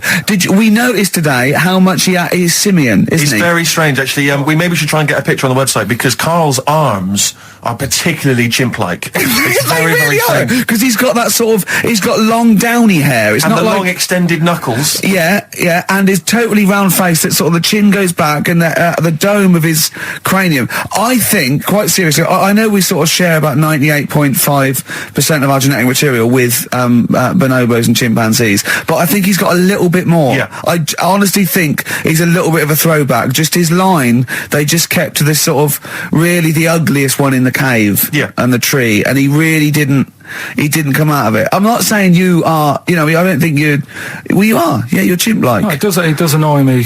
My hair annoys me on my body and that. Because I've got like hair on me little toes and that. Have you? then on the legs. and Would then, you like, see your little toes? Can you pick things up with them? no, it's right. Okay. Well, that's the finale of this week's show.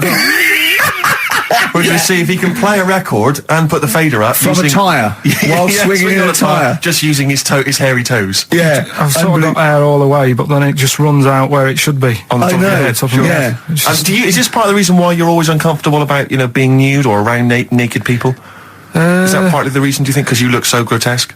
Well, when I'm on holiday, I don't really like wandering about without a top on unless, like, it's a quiet beach or whatever. Sure. So There's what would you there's normally wear? need. Shirt I just and have tie? like a nice sort of light, summery, sort of linen shirt, maybe, just a few top buttons open. Yeah.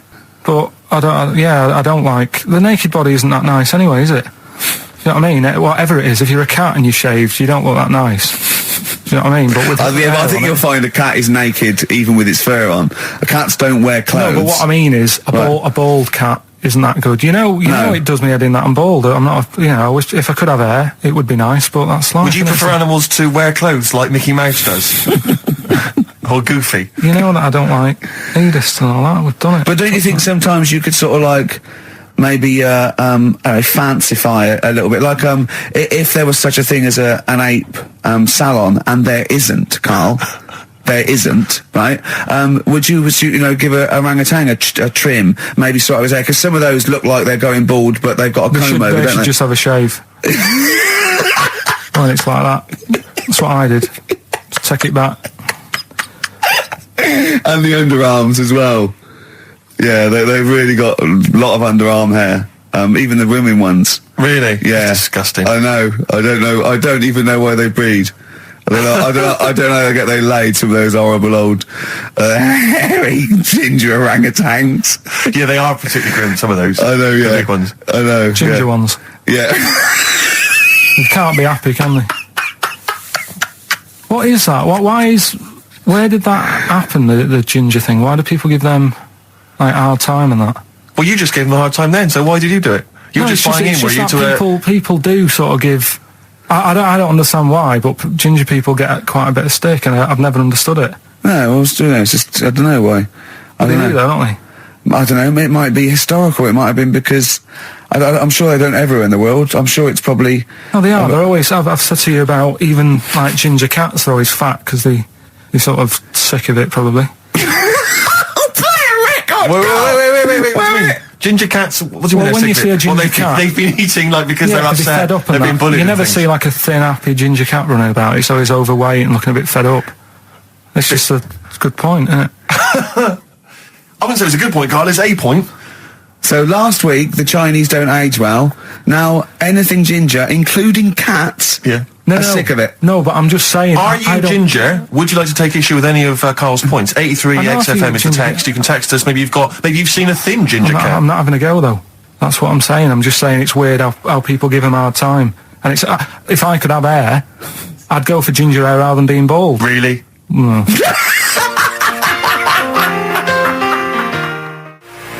Landed from Ben Folds on XFM 104.9. Ricky Gervais, Steve Merchant, Karl Pilkington. Had a fax. Never mind champagne and freebies like that. Forget that. We're not doing that anymore. It didn't work. Okay, but we are still in demand. Got a fax here, right? So a guy says, I produce a programme for the BAS scientists, right? Wintering in Antarctica. Now, what this bloke is saying is, there are scientists, right, researching in Antarctica, and they're already locked away and sort of like out of touch, because they can't get to them, right? But they're soon going to be living in 24-hour darkness, because through the midsummer here, it's darkness for 24 hours for like 3 months, and they're totally cut off, and he's trying to get some stuff together, and he wants us to record a message, and it said every year they choose a celebrity to do something, a message of their choice. They had Rolf Harris, David Attenborough, Jonathan Ross. This year, Ricky is the popular choice. So I'm up there with Rolf Harris, David Attenborough and Jonathan Ross in terms of the vote amongst some scientists stuck in a hut in Antarctica for 3 months. I think they just got cabin fever. So that's They've another gone- poll. So that's another poll I've won. A British Antarctic scientist in a hut If poll. I was trapped in a little room with several other men for 3 months of pitch darkness, sexist. Or indeed women. Yeah. I can't imagine why I'd ever want a message from Rolf Harris. What would Rolf? I mean, like, David Attenborough, fascinating. Well, I Jonathan assume Ross it is the music. site. It's the animal. I assume they're researching penguins or something, aren't they? If they're stuck there, or maybe But what's that got to do with seismic Rolf? activity, or maybe polar shift. I don't know. Possibly if he were researching kangaroos. Yeah. Strange Well, he Antarctic. knows about all animals, doesn't he? You can take him a budgie with a broken wing and he'll sort it out. Or he knows a man who does. Sure. He can, he'll sort that out for you. And he'll do a picture of it. Yeah. While you wait. Yeah. So, but anyway, I thought they want a 5-minute message. We can do better than that. Let's dedicate the whole show to them, Steve. We're going what? Dedicate the whole show to them. What, was it trouble with my diction? A little bit. I'm just thinking again, we've got to slow down because these guys are there, they're working, they're busy. They used to, speaking eloquent Yeah, English. exactly. They were used to talking to intelligent, educated people. Yeah. So Karl should be something of a surprise to them. I imagine they'll just flood back early and come back to study him. So this is this show is dedicated to all you sight. I know nothing about them. I don't know how many there are. I know they're just, as I say, in a hut somewhere, presumably with a laptop, drinking hot chocolate out of steel mugs with. Just looking up porn. Well, they're not on the internet, are they? Oh, are they not? Well, no, What's there's the no point of the phone laptop? line. Well, Well, how do they've- they charge up the laptop when it runs out? Well, they've probably got generators. They must have other stuff. They got a telly and that, haven't they? Of course they haven't. No, for DVDs and things. Well, they could probably have a DVD player that would run off a generator and stuff, so they can play. I don't know what we're giving this on CD or something, but and what are they? how can that enhance your life though? That you like 2 months has gone, you've sat there, you're chewing Kendall mint cake and just looking round at white walls, right, thinking that the thing's going to come in any minute and put you out of your misery, Yeah. right? And you go, all right, lads, it's here. What? A 5-minute message from Ricky Gervais. Yeah. Who? The fella from The Office? Oh, yeah. Go on. I mean, so Yeah. I don't know how I can enhance. I mean, I go mental. One of them's going, I voted for Ricky Martin. Like, what? Yeah. But I don't understand what they're researching. You say penguins, but that's just a Well, I'm hypothesis. assuming that because it's Antarctica, where the penguins live. Is there anything else there? What else is going on? There's There's a lot of presumably climate differences and... Well, yeah, because it's atmosphere a changes and land so on. mass, isn't it? Arctic's just on ice, and Antarctica is actually a continent. It's a land mass, so there's stuff there. But presumably not in the winter. I imagine it's like 10 foot of snow, and really not a lot happening. Sure. I don't know what they're researching. It could be astronomy, as I say. It could be some sort of seismic thing. It could be just testing polar melting. It could be penguins. I have no idea. I haven't got the information. I don't think they want us to go into what they're doing. I suppose they already know, yeah. They probably want to know what's happening in the world well, we've got the man here. That's an interminable 5 minutes for them. We've already wasted that 5 minutes. They're going to put it all excited to hear from you, and they've just got 5 minutes of us Hold discussing on, what though. they might be doing. What I'm worried about is this bit. So, well, for these 10 people there, we've just annoyed the 200 listeners we've got. Because they're thinking, what's in this for me? Well, we'll have fun along the way, and what I think we're doing, they've been stuck there, as I say, they're out of touch, they don't know what's happening, so Karl Pilkington is the man. We're going to have a break, we'll have a song, maybe some ad breaks, and then Karl is going to let these scientists who are stuck away in the darkness know what's been happening for the last couple of weeks. Is that all right, Karl? Well, I don't really follow the news, so they probably play know a more. record, I was going play a to ask them record. what's been going on. XFM. Embrace a glorious day. Well, it is a glorious day, Steve. Brilliant. Every day's a glorious day, isn't it? Well, it is when I'm with you. Yeah, love the world. Yeah. So these scientists, they're stuck away in the darkness.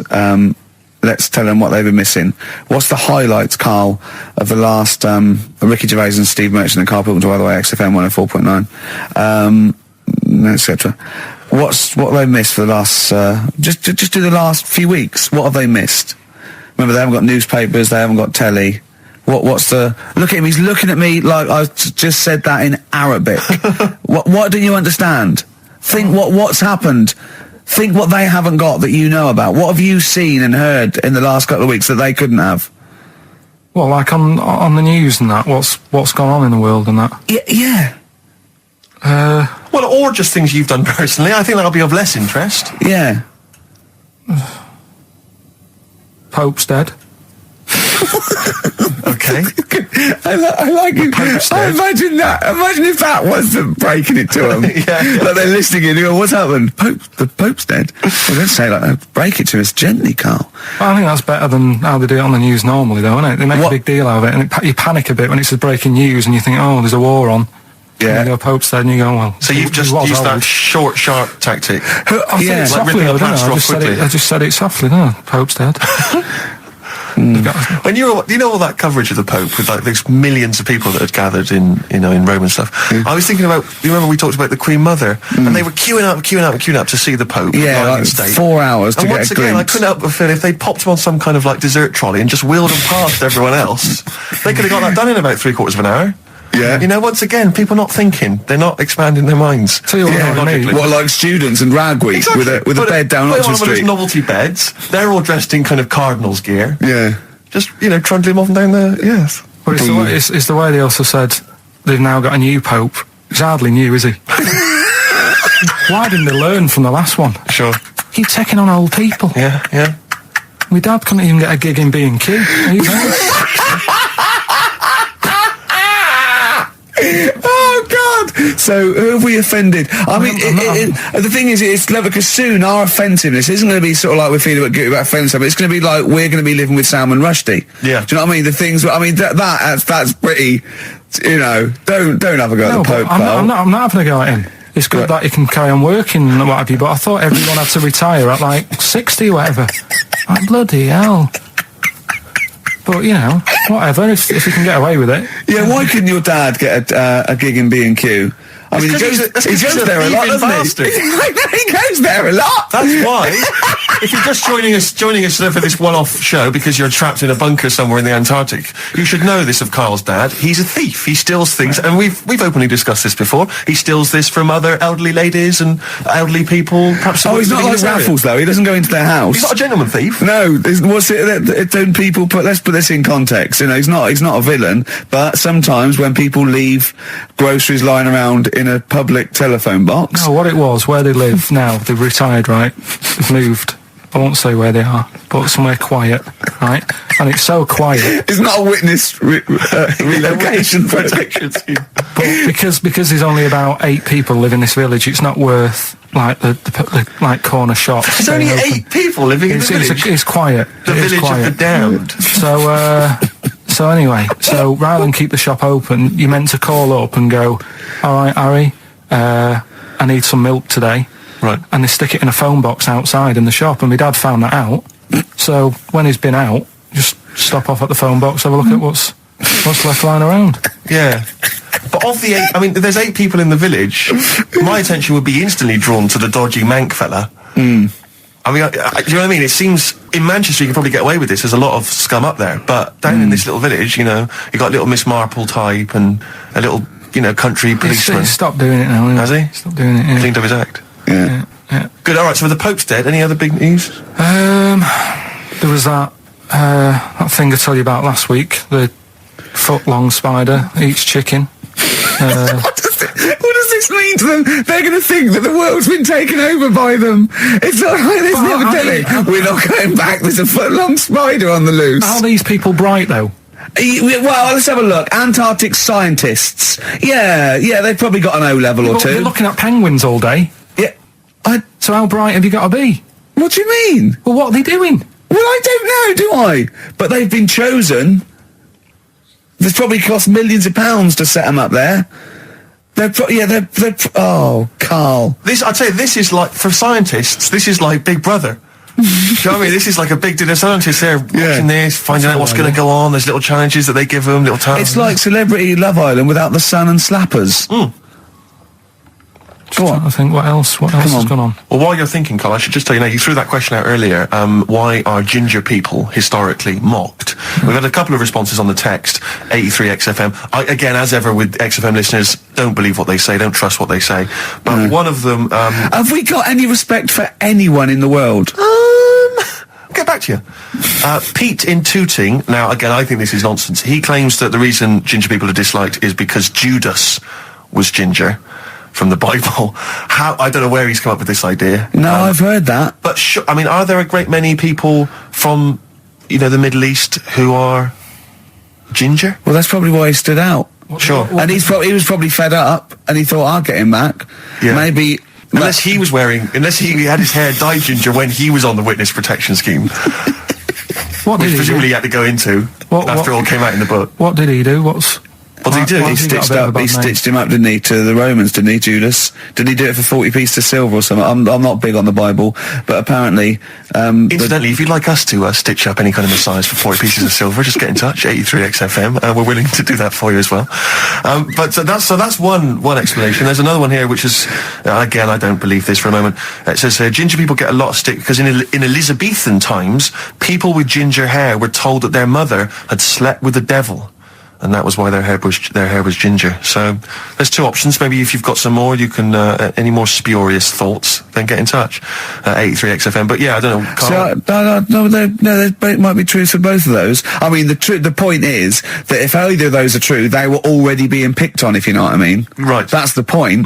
It's sort of like maybe that's not the total root of it. Well, the Judas thing might be the root of it. The first big ginger to do something a little bit. So if he was bald, then old bald people would be like, yeah, get a hard time on that. Yeah. Well, we do mock you behind your back anyway, Carl. That's going on, don't worry. So play a record and think of something that's happened to tell these poor scientists what's going on in the world. All you've come up with so far is the Pope's dead and there's a big spider. What is that? That eats chicken. The Pogues, Rainy Night in Soho. I hope there isn't a rainy night in Soho tonight, Rick. I'm sure you're one of those who agrees with me. Listen, we just had an email here from a guy called James Lee. He says, hi, just writing a bit of info on the scientists in Antarctica. I'm a scientist who's just come back from one of the Antarctic bases called Halley. There are 15 people staying there over the Antarctic winter. The scientists are looking mainly at the atmosphere, things like the ozone hole and meteorology. Right. I think there are 6 scientists staying over the winter, as well as a doctor, electrician, mechanic, and a carpenter, and so on. And so he's saying they do listen. They have the internet, so they maybe could listen to the show on the internet. And if you get the chance, say hi to Francis, and the rest of the winter is for me. Sure, no problem. Yeah, thanks, James. But yeah, there they are. That's what they're doing. That's what they're up to. But why are they asking you for a message though? When I mean, have these people got families and that, or are they convicts, or?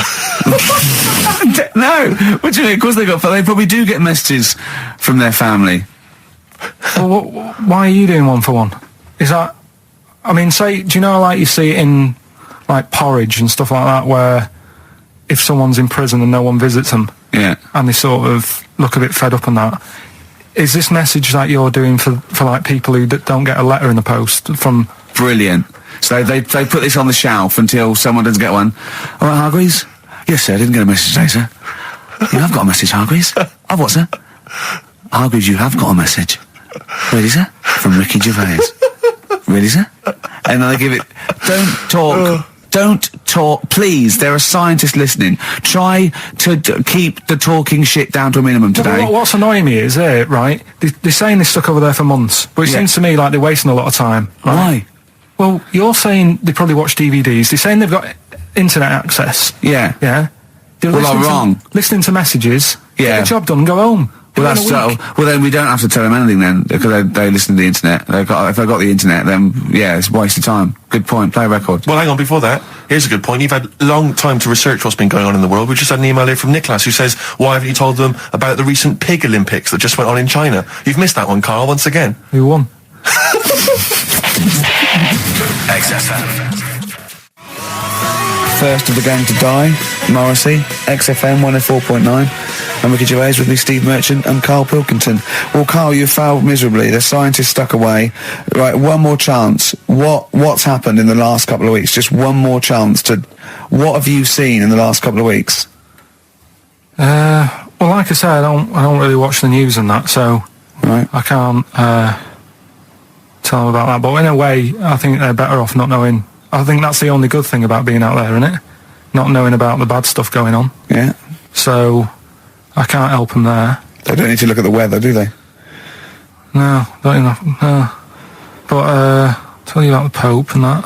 Yeah, it's pretty extensive. What about the EU Constitution and the no votes? What do you make of that?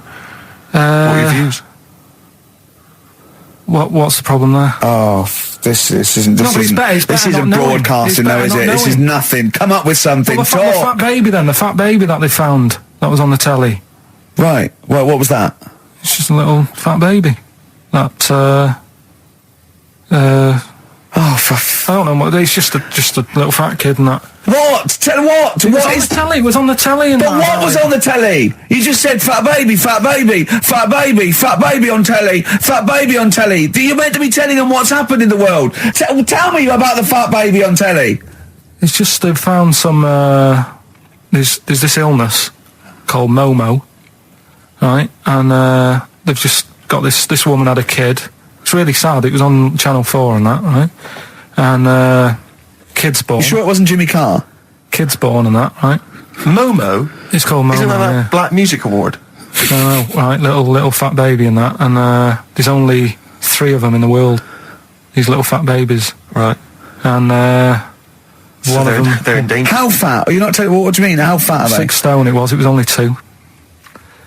And there's 3 of them in the world, and there was this one, and there was one in Brazil.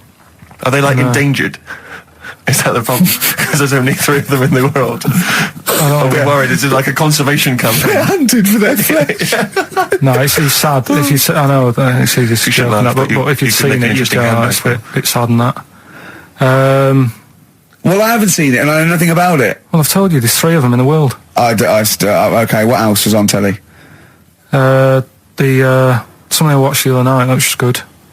Again, you know, I learn stuff from the telly. I don't watch the news. Yeah, well, you don't learn stuff from the telly. You Yeah, know, I'll tell you what, though. you told us there's a fat baby in the world. Forget about them. There's a spider eats chickens, and there was a fat kid. That's Forget them in Iceland, right? Yeah. We'll give them Rockbusters later to do, right? Iceland. But what's her name? I tell you what is interesting, Steve. What? I didn't know that much about it. Autism. Oh, good. With some more entertaining stuff on XFM 104.9. Just to cheer up people. Go on, then. What? Go on. No, right. Have you heard about it, Steve? What it is? Autism? It scares me to death when he comes up, when he touches on a serious subject. We've been talking about wheeling a dead pope round, the Chinese don't age well, and ginger people are hated. And now we're going to touch on a really, I mean, No, I said- my heart's in my throat. Go Yeah, on, Carl, then. I said the little Tell fat me your baby- insights to autism. Right, well, there was this, again, Channel 4 coming up with some good stuff at the moment, right? It might have been Channel 5. But what's the name? It It's was the attention span I like. Oh.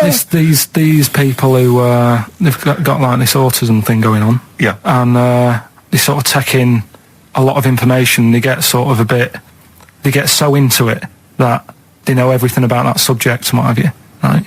And there was this lad who, he knew everything, right, about EastEnders. Right. He sort of, the cameraman was saying to him, so, you know, why EastEnders and that? And he said, I don't know, I just like it.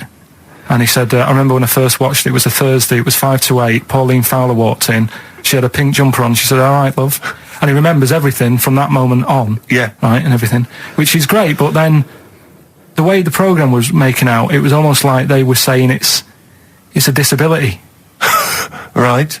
When in a way, it's more like a superpower. Sure. Like Rain Man. But if you can take It's Rain Man. No, I'm he not- has special autistic powers. Oh, God, we must send for Rain Man. I don't know what to do. So I you don't know mean what to so do. he would be a But great there's contestant other on Mastermind, things. sort of autistic Sorry. Mastermind. He'd Well, be what I'm saying dynamite. is, don't be watching EastEnders though. Sort of, why didn't they give him an encyclopedia and say, get into that? Sure. That'll be useful. Yeah. Keep him away from EastEnders. Wasting his time there. But I don't think it is a disability. No. Yeah, I well, always- there are other things, and they're not. It's also autism is a matter of degrees, from what I know. And I'm sorry to have to do this, but I feel that I have to at least be the voice of reason, as ill-educated as I am on the subject. But I think there's degrees of autism. I think some are higher performance than others. There's other issues with it. It's not they're just got good memories. They don't go around doing tricks for people because they can remember stuff. There are other issues with it. Do you know what I mean? Right, well, I mean, they seemed a bit... But you watched the programme. What did you learn? That he knows when Pauline Fowler came in. Yeah, I mean, there was other bits where they couldn't control their emotions and stuff. Oh, But- that other little bit. Yeah. But the main bit of it was he can soak up information and stuff, and I'm just saying it didn't seem really bad. Do you know what I mean? There's disabilities where people say that's a bad disability. It's Go like on. how people say about This is I don't brilliant. know. This is just like this is amazing to be in a room with this man. It's incredible. You just wind him up and listen to what comes out. And I'm going to sit back now. I'm not going to defend you or explain anything. Just go on and tell me about the other disabilities that are worse. What I mean is how people can sometimes easily get mixed up. How people are scared of like a cyclop. Well, at the end of the day, he's got a disability. A bloke with Who's scared of a cyclop? No, it's apart just from like Jason and his Argonauts. Where's this cyclop that you're scared of? No, I'm just saying in history and in books and that. No, not in history. History happened. Yeah. But What are you thinking of? You're mixing history with Greek mythology and Roman mythology and every other type of mythology. What do you mean? There wasn't really a giant cyclop that went round picking up ships and throwing them around. That's not history, Carl. Do you think Batman's history?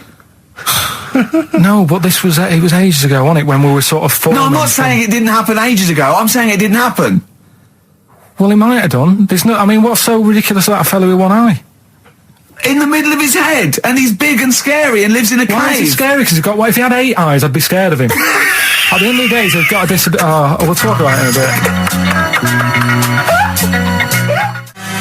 Bobby Womack, across 110th Street on XFM 104.9. I'm Ricky Gervais, with me Stephen Merchant, and over there, Karl Pilkington. Can I just remind people that... A man so stupid, it isn't actually offensive. I just want to put that out there. Yeah. Okay, good. No, just wanted to remind people that they can get in touch on the text, 83XFM. You'll need that text number shortly, because we're going to be playing Rockbusters very soon. Gav has texted in, and he says quite simply, "What's happened to the webcam? All I can see is a bald monkey." Well, you're absolutely right. We'll try and get that sorted out for you. But we're rockbustering now. Do it now. Should we do it now? Say it up now. Okay, great. Yeah. Well, you should just remind people, Rick, particularly if they're trapped in Antarctica for the next 3 months, what this game is. Well, this is Blockbusters, just totally ripped off, and the clues are bands and artists. Carl says they're cryptic clues. They're not cryptic clues. They're more like, what word am I thinking of? They're tenuous. Some of them don't work at all. So it's really, are you in tune with a shaved monkey? I mean, it's nearly embarrassing to get the clue. I pride myself on that I don't really get them. And I'm sort of proud of that, because you shouldn't. Yeah. But anyway, I think I've given it a big sell. Yeah. Now, you do win Tat today, but the big prize is going forward to be in the draw in 5 weeks' time, when there's a signed Homer that I got Matt Groening to draw.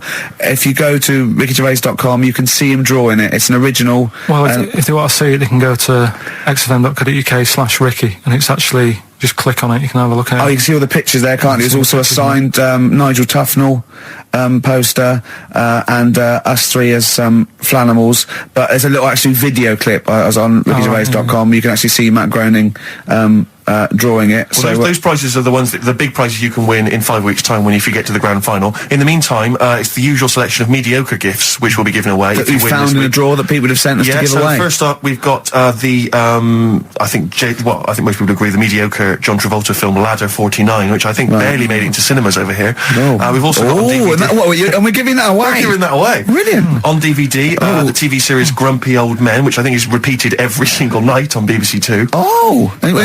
And that's free as well, is it? Yeah, that's free. Oh, okay. Well. Right. We've got the complete third series of Alias. Great gift, only if you've seen the previous 2 seasons. So, is that the one I'm in? I don't know, possibly. French and Saunders at the Movies, a collection of all their hilarious movie spoofs.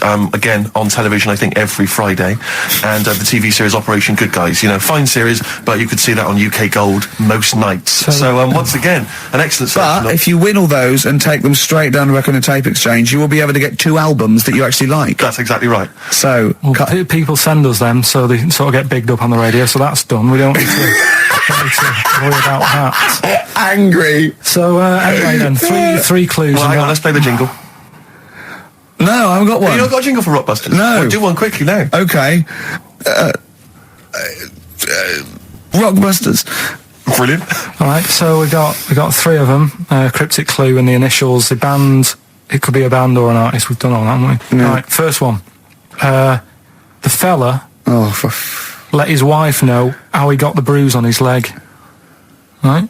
Give us that again. the fella let his wife know how he got the bruise on the leg. He got a little bruise. Yeah, it's all, imagine that in the Times crossword. You read it again, it's slightly different. Every time I look back at this crossword, it's slightly different. All the words change. It can't be cryptic. The initials there, CL. Right, CL. Fella got a bruise on his leg. He let his wife know how he got it. What's going on? Right, second one. All the muttering. And what's the next cryptic one. clue? Second one. That Potter lad had a lot of bottle doing all that stuff with the wizards and that. Right, he had a lot of bottle playing with the wizards and that. What's all that about? Right? What's all that about? TB there, band or artist, the initials TB, that Potter lad, he's got a lot of bottle doing all that stuff with the wizards. Huh? And the third one, the Buddhists won't be able to get in their temple without these. What do they need, right? The Buddhists won't be able to get in their temple without these. The initials TM. Right. 83936 is the text number. We don't want to receive emails from this because we can't be bothered, so just a quick text. Make sure you include all three answers. We're not interested unless you've only got, you need to get all three. Yeah. But the winner may only get two, but it's the first one with the most right answers. Yeah. And if that wins all those DVDs. Alias is a box set, to be fair. That's pretty good prize, that one. You could probably get two CDs when you take that down to Record Tape Exchange. And you don't need to see the first two seasons because you won't know what's happening anyway. Oh, okay, fine. I'm excited to think that there's some people now in Antarctica just scrabbling around to get a pen, just trying to figure them out. You know, they'll probably stew on that for the next 2 months. XFM. Forward Inc. Gorillas on XFM 104.9 on Ricky Gervais with me, Steve Merchant and Karl Pilkington. Karl, okay, we've got to sort this out. We didn't meet again this week, and this is a shoddy show. I thought we had a sort of framework for it, but do you know what I mean? No, I thought it'd be, Karl could sort of tell him what was going on. He doesn't know anything except watching telly, late night telly on strange channels. Like, he gets all his information about the news on Anna Nova, and I mean, I even tried to help because Monkey News last week was awful. It wasn't Monkey News. It wasn't Monkey News. It was. I can't remember it. I've been away on holiday. Brilliant. Yeah, and the Monkey News stops. I phoned him up. There was a front cover of the, I think it was the Telegraph one day this week, and it was an ironic story. It was a fluff piece, but it was a funny story. It was about a monkey in a zoo that had a ruck with its father because it's adolescent. It was like the equivalent of like 16 to 18, and it had a fight with its father, and it escaped. It ran away, and it was like, an interesting story. Yeah. I phoned Karl up and said, "This is a Monkey News. A monkey has escaped from its cage after an argument with its father." And he said, "What was the argument about?" I mean, he thinks like Homer Simpson. Yeah. Amazing. What was the argument about? Like, the zookeepers are going, oh no, he's brought up his untidy room again. The father, look, he's caught him smoking again. I mean, what do you mean, what was the argument about? They have fights. They have fights, and then it ran away. His dad wanted him to go to college, but he just wants to quit and get a job. Yeah, and he fancied a monkey in the other cage, and the father was saying, she's not good enough for you. No. Oh. So what we've got was some it Monkey about? News today? Yeah, I got a little bit of Monkey News. You got a little bit of Monkey News, right? You've redeemed yourself then this week. We've got some stuff there and that. What else has been going on? What are we going to talk about now? Sort of head's gone now. Your head's We've got gone. Monkey News. Yeah. And, Why is your brain? Why is it? It seems like since we've come back on air, you have become dimmer. I mean, it is extraordinary. It's like BSC has kicked in. Or and did you really we just are. forget? We just forgot. Maybe it's been a long time. We've forgotten just how stupid he is. Yeah. It's proper. Do you mean it's the silences? He forgets we're on the radio. There's just I know, dead air. it's unbelievable, and it's our name on this. know. They put up, but as I said before, he is no offence, he's not a bright lad or educated or anything like that. Yeah, but some things he says does border on the retarded. I've been trying to take in too much information though. That's the problem recently. Well, I said to you last week, I've been like reading more books and what have you, and trying to take in too much. But the problem is, like even watching telly and that now, Suzanne said to me, stop doing that. Stop watching telly late at night and going to bed, because it's making your brain too active. And I'm sort of, heaven forbid. And I'm trying to get to sleep and I can't. And then when I wake up, she had a go at me the other day, right? Because it was the night after watching The Fat Baby, right? Woke up in the morning and she had a go at me because as soon as I woke up, I said, It's something like, how can you freeze time?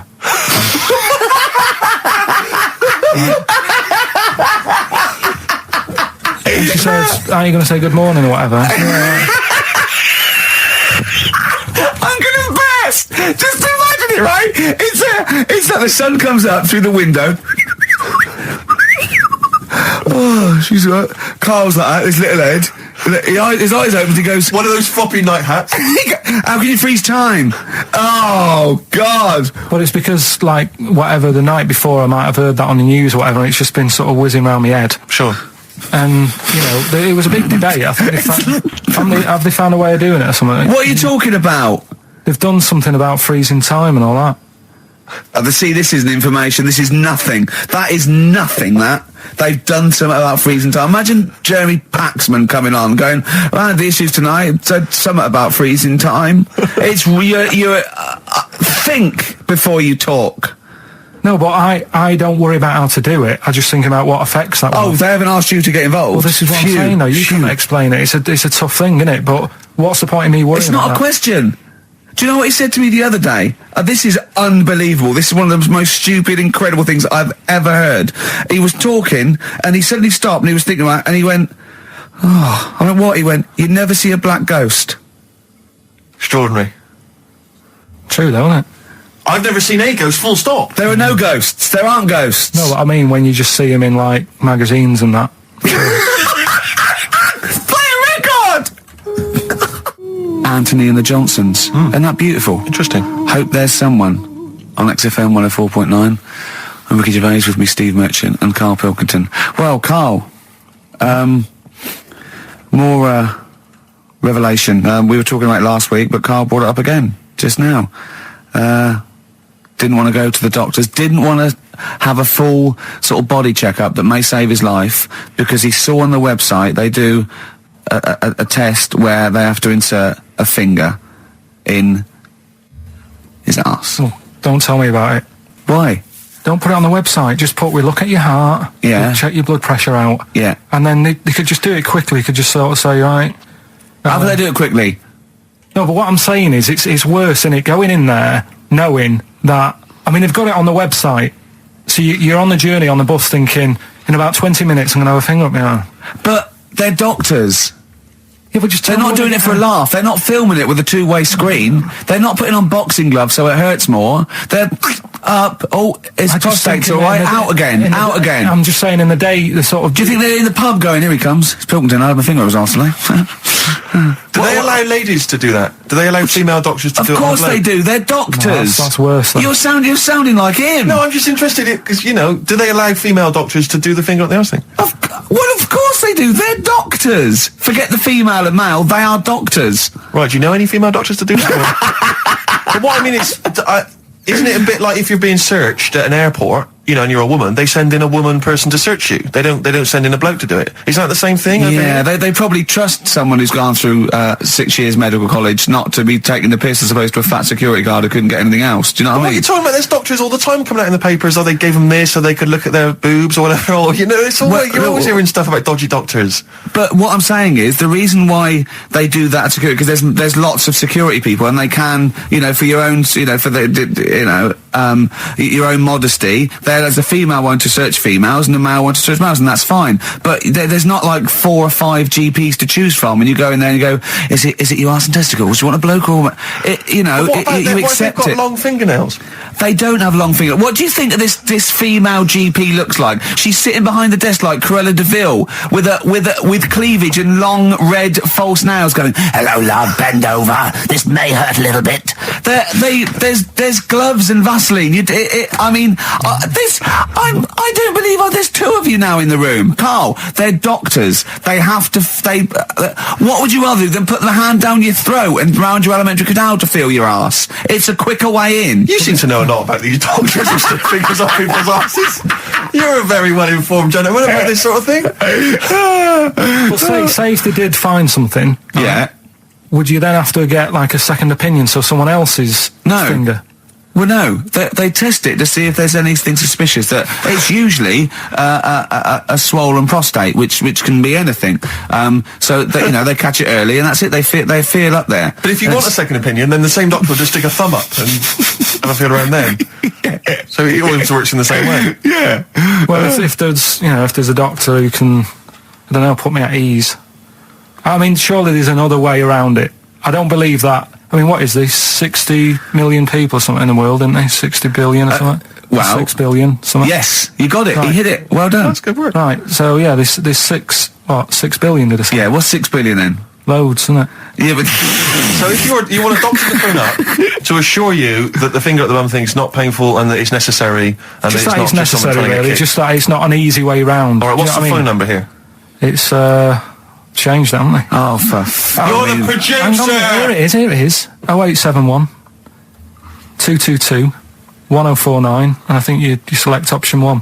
It tells you anyway what to do. please, if you're a GP or you've, even if you've completed medical, I mean, we want a qualified doctor, really.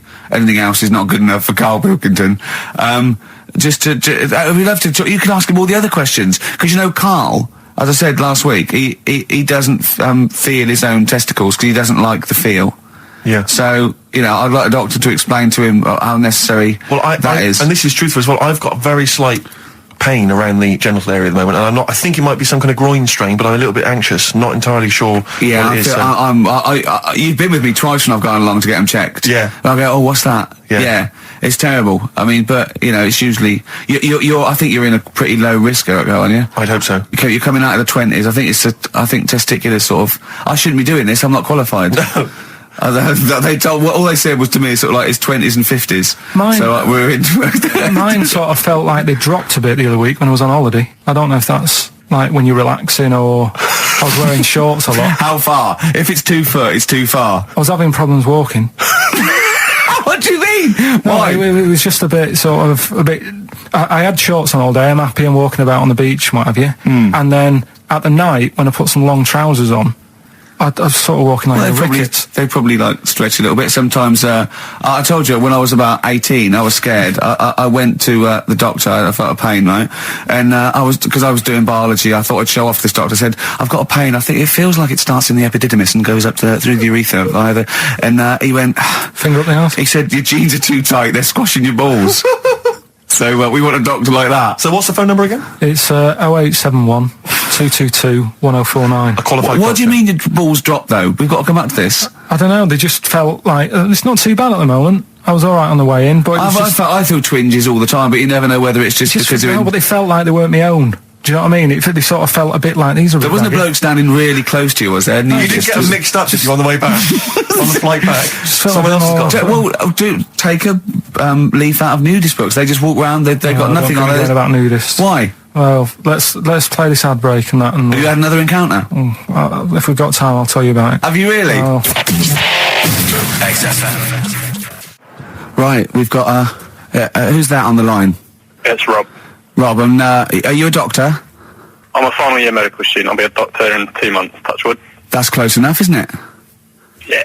Excellent. So, where do you study? Do you want to give more details, or do you want to remain anonymous as you're calling in to I study at Barts Hospital. All right, great. So, why do GPs sometimes put their finger up a man's anus? To see what's there.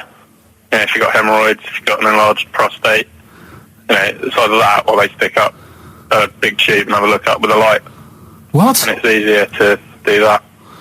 Now, are you dumbing this down for us, or are you going to fail your medical exams by saying stick up a big tube with a light? I'm dumbing it down. Okay, come on then. We're all intelligent people here, and Karl. So you tell us what's that called? It's called a sigmoidoscope. Right. Nice. That was a clever test, wasn't it, Rick? 12 He's inch a real long, doctor. Yeah. 12-inch long tube that they can put up there. So, Karl, would you prefer that or a finger? Well, so do they sort of do the finger first, and then? I mean, at what point do they say, "Hang on, we need a light here"? I mean, It's normally if there's something wrong. but So if I go then, say if I go to this Wellman clinic, right, and they go, yeah, the art's good and that, yeah, finger, there you go, and then they go, hang on, I'm going to go and get me light and tube. I could start worrying then because they've sort of found something. And they're not likely to go straight in with the tube. They'll probably send you off some tests first. But Karl, there's nothing. But you go to these places to put your mind at rest and to know where you are with your health. I mean, it's not that you go along. That's what most people worry about. They think that because I'll go along and they'll find something. Well, one, that's illogical. It doesn't heighten the fact they find something because you go along. And two, if they do find something, it's a good job you went along. I mean, I'm a hypocrite because I don't go to the doctor, but I've had that Karl, done. you should be concerned if when they shine the little light in your ear, it comes out the other side of your ear. No, the other ear comes right out the other side. That's when you should be worried. But Rob, right, you said then, if they find something, they send me off for some tests. Why can't I just have the test without that and cut out the middleman? Do you know what I mean? Because you're wasting lots of money. There's hundreds of tests they could do, and they could do every test, and they could all come back with nothing, or they could do the finger up there and send you for the 3 tests you need to find out what's wrong with you.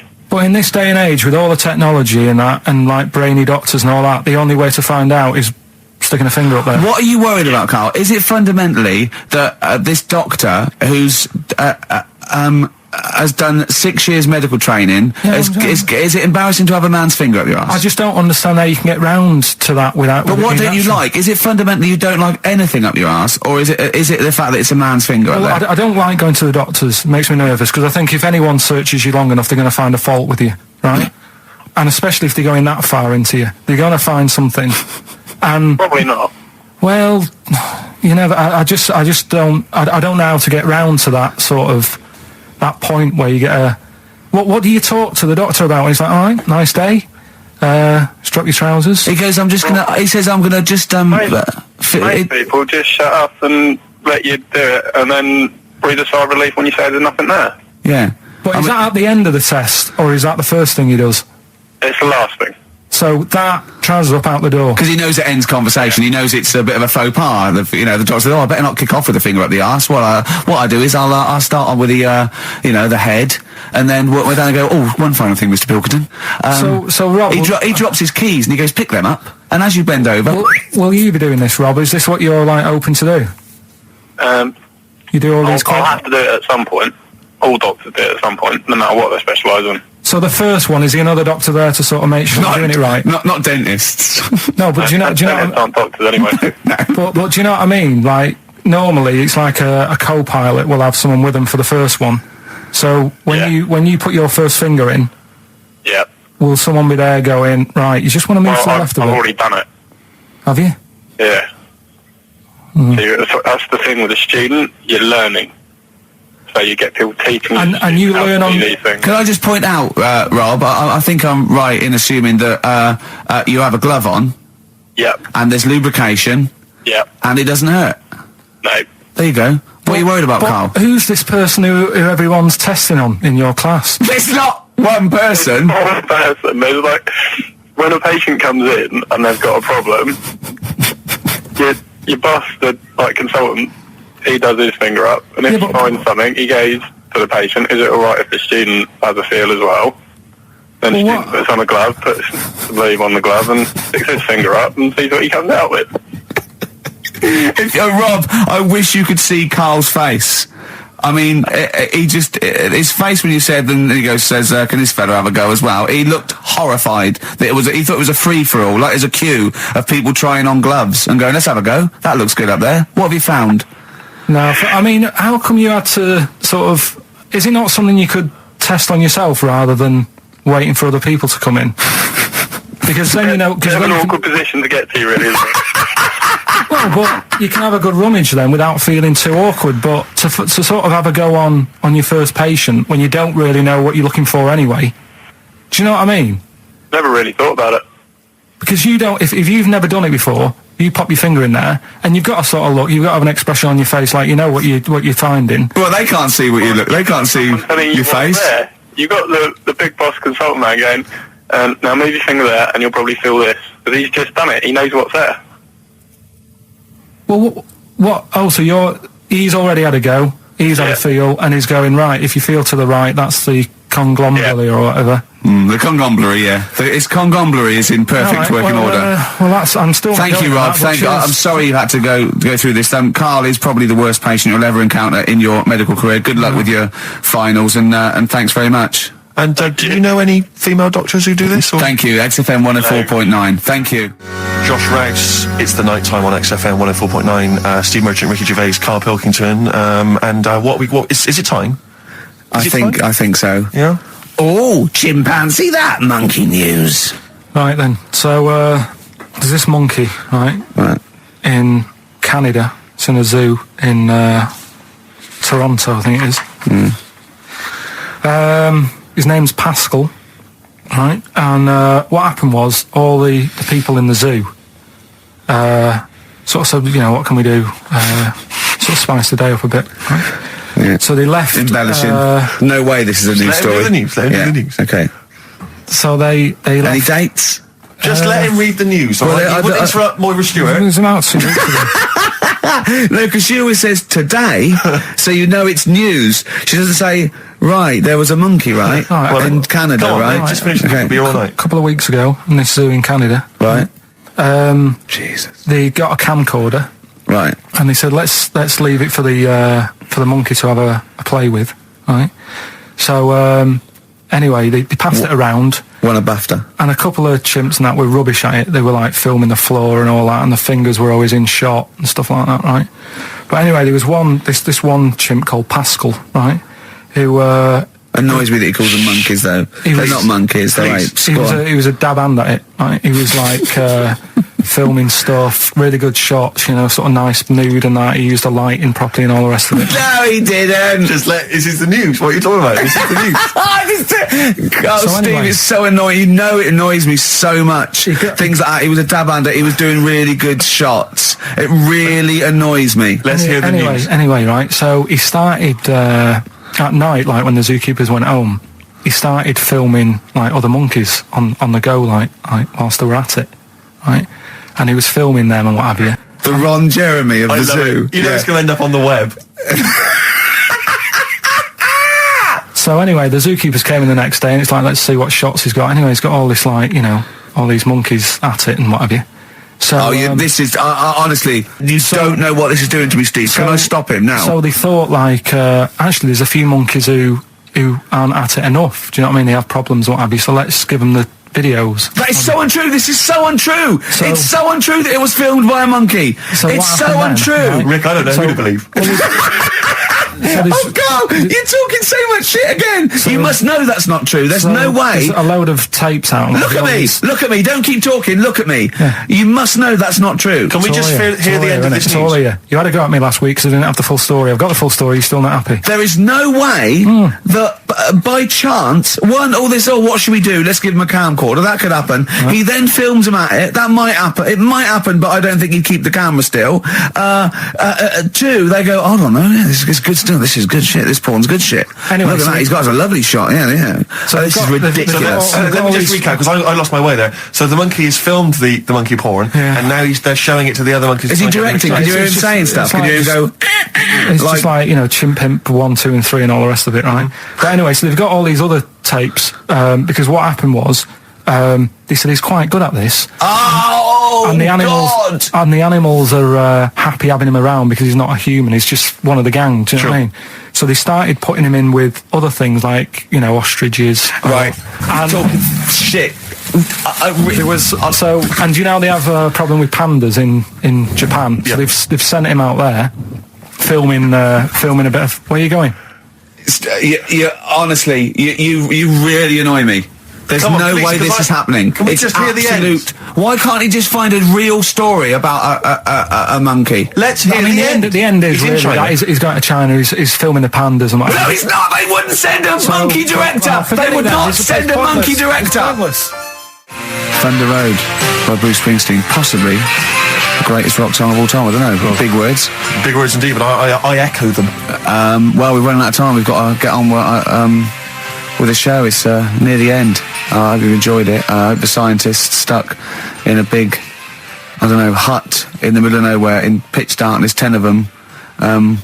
Oh, I imagine they've been fascinated, Rick, by the finger up the arse discussion. We had Chinese don't age well, gingers, all that. The big fat kid. Well, actually, they're probably securing the knowledge that if they want to kill some time and it's dark, there's anything better than stick your finger up someone else's ass. Exactly. So enjoy that. But they've been hanging on for Rockbusters clues, I imagine. Here's the answer. So give us the clue again quickly. All right, so the first one was the fella let his wife know how he got the bruise on his legs. Go on. Right, that was Courtney Love. Yeah, Courtney Love. So that's Courtney Love. So that's the fine. first one, CL. So that one's fine. The second one, that Potter lad. What am I doing? Letting that one Just go? let it go, just let it go. Am I just letting that go? Annoyingly, we haven't got time to take issue with it, Rick. Okay. That Potter lad, he's got a lot of bottle, hasn't he, doing all that stuff with the wizards and that. Go on. That's Brave Harry, the Bravery, current sort of XFM band, the Brave Harry, that works as well. No, it doesn't. And the last one, No, it doesn't. No, it doesn't work. the Buddhists It doesn't work. won't be able to get in their temple without Doesn't these. work. Brave Harry. It doesn't work. Brave Harry. The Brave Buddhists, Harry. Buddhists won't be able to get in their temple without these. TM, that's Yeah. the monk keys, right? So who got all them? The Monk Keys? Who got all them? Right, Which band are called the Monk Keys? the monkeys. Oh, the Monkeys. Yeah, the monkeys. Right. So who's the winner this week? The winner this week is Gina. Well, we're letting that go, yeah? Gina got them all right. I think her text said she was from Horrorstead. I don't know, I've never heard of that place, but I assume that's right. But Gina, you win that selection. I can't believe she got them. I cannot believe she got them. But she goes, wins those and also goes into the prize draw. We'll have 6 people competing for that original Matt Groening thing. If you go to rickygervais.com, you can see Matt actually doing that. We've got a signed Nigel Tufnell and original drawing of us as Flanimals. If they want to see it, xfm.co.uk/Ricky. If they want to have a look at the picture. And well, that's it. It's 3 o'clock. I'm Ricky Gervais with me, Steve Merchant and Karl Pilkington. More drivel next time. A shaven monkey. Right. Kings of Leon, California waiting. Steve, the public have been waiting for us to return. That's true enough. All right? Yeah. They had the best of Oh, I bet last that week. was a joy. They had Camfield and us without Carl the week before. But it's been a while since we've all been together. I'm Ricky Gervais, with me is Steve Merchant, and over there, with his little sunburnedy, baldy head, little Karl Pilkington. Hey. All right? Yeah. That wasn't Steve slapping me head then, by the way. No, that was just him clapping, like Steve Wright in the afternoon. It's a great show. Because he's so, it is a good show. Yeah. He's so pleased that we're a posse. Yeah. And we're all back together. 3 holidays Carl's had last year. Yeah. I'd love to have 3 holidays. You've got to start putting the work in I there. had 2 holidays then. No, you had 3 holidays. You went away with Suzanne and her parents. Yeah, well, that doesn't count. It does count. If you book 2 weeks off the firm, you go away and you go, how was your holiday? Go, well, I didn't really count. It wasn't a really good holiday. Can I have them days back, please? My New Year's resolution is to be nicer to you, but Well talk done, sense. you've already broken that. No, but talk sense. Talk sense. You've had 3 holidays this year. And I'm just saying, you're in your 30s now, and 30s is when you should be really putting the work in. That's true enough. To reap the benefits in your 40s, 50s, 60s, 70s, 80s, 90s, and 100. Karl, what's your New Year resolution? What about think before you speak? It's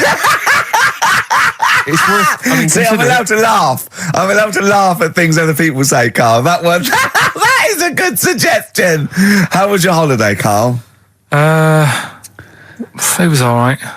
Right, brilliant. But that I don't see on the kind of on the ratio of good to bad in Karl's mind. That might be amazing because we never It might be hear him amazing, singing the mightn't praises it? of anything. I'll tell you what. Can we have a cracking little tune and then come back and hear about Karl's holiday? Oh, I'd love to do that, Let's Rick. keep it tight. Love to Tear Us Apart by Joy Division. Now I can't put my finger on it, but that doesn't sound like the original, and it's off a compilation. It sounded a bit fast. I think the vocal was slightly different. If anyone can, put me out of misery, I think it might be in a session of the time or something. Karl, is it a New Year resolution for you? Another one. Maybe when we ask you to get a song, get the original single version. I could be and wrong, not some but- obscure but- session. Yeah, it does seem different, doesn't it? Very odd. Yeah. Yeah. Maybe we just remember it wrongly. But anyway, that's XFM for you. 104.9, I'm Ricky Gervais with me, Steve Merchant. Karl Pilkington. Karl, you went to Lanzarote. Yeah. People said don't go to Lanzarote. They told you it was Lanzarote. They told you, were they right or You wrong? were right, yeah. Really? Yeah, it's a bit ropey, yeah. Is it why? Just, out there. If it wasn't for the volcano they had, it'd been knackered. That's their big draw, is it? That's it, basically. That's all they've got going for them. When you landed, was it really hot? Were you quite excited? You were thinking this is okay? It was warm. It was, we can't complain about the weather. The weather was all right. Sure. You know what I mean? That's what I went for. But it'd be nice if there just was something else. Yeah. What did you do all day then? Did you read your ritual book? No, I didn't read that. I read that book. Do you know the book that I bought and all the chapters were messed up? Oh, yeah. I bought a better version of that. All right. And I read that. Excellent. And then... Did it make more sense in order? Yeah, a lot easier to follow. Yeah. And then we went and had a look at the volcanoes and that. They've got 36 of them to look at. How many did you look at before you realised that pretty much, you've seen one volcano, you've seen them all? Probably about 6 or 7. Really? And then when you got to the 8th, you thought, now I know what this is going to be, Suzanne. This is going to be like a mountain with a hole in the top. Yeah. Really? But it happened years ago as well. It's like, just keep a couple, fill the rest in, tidy it up. Fill the rest in! Yeah, no, Well, getting some builders. No, seriously though. Okay, 4 million tons of concrete, please. They're an absolute death trap. Yeah, what do you mean fill them in? Do you know what a volcano is?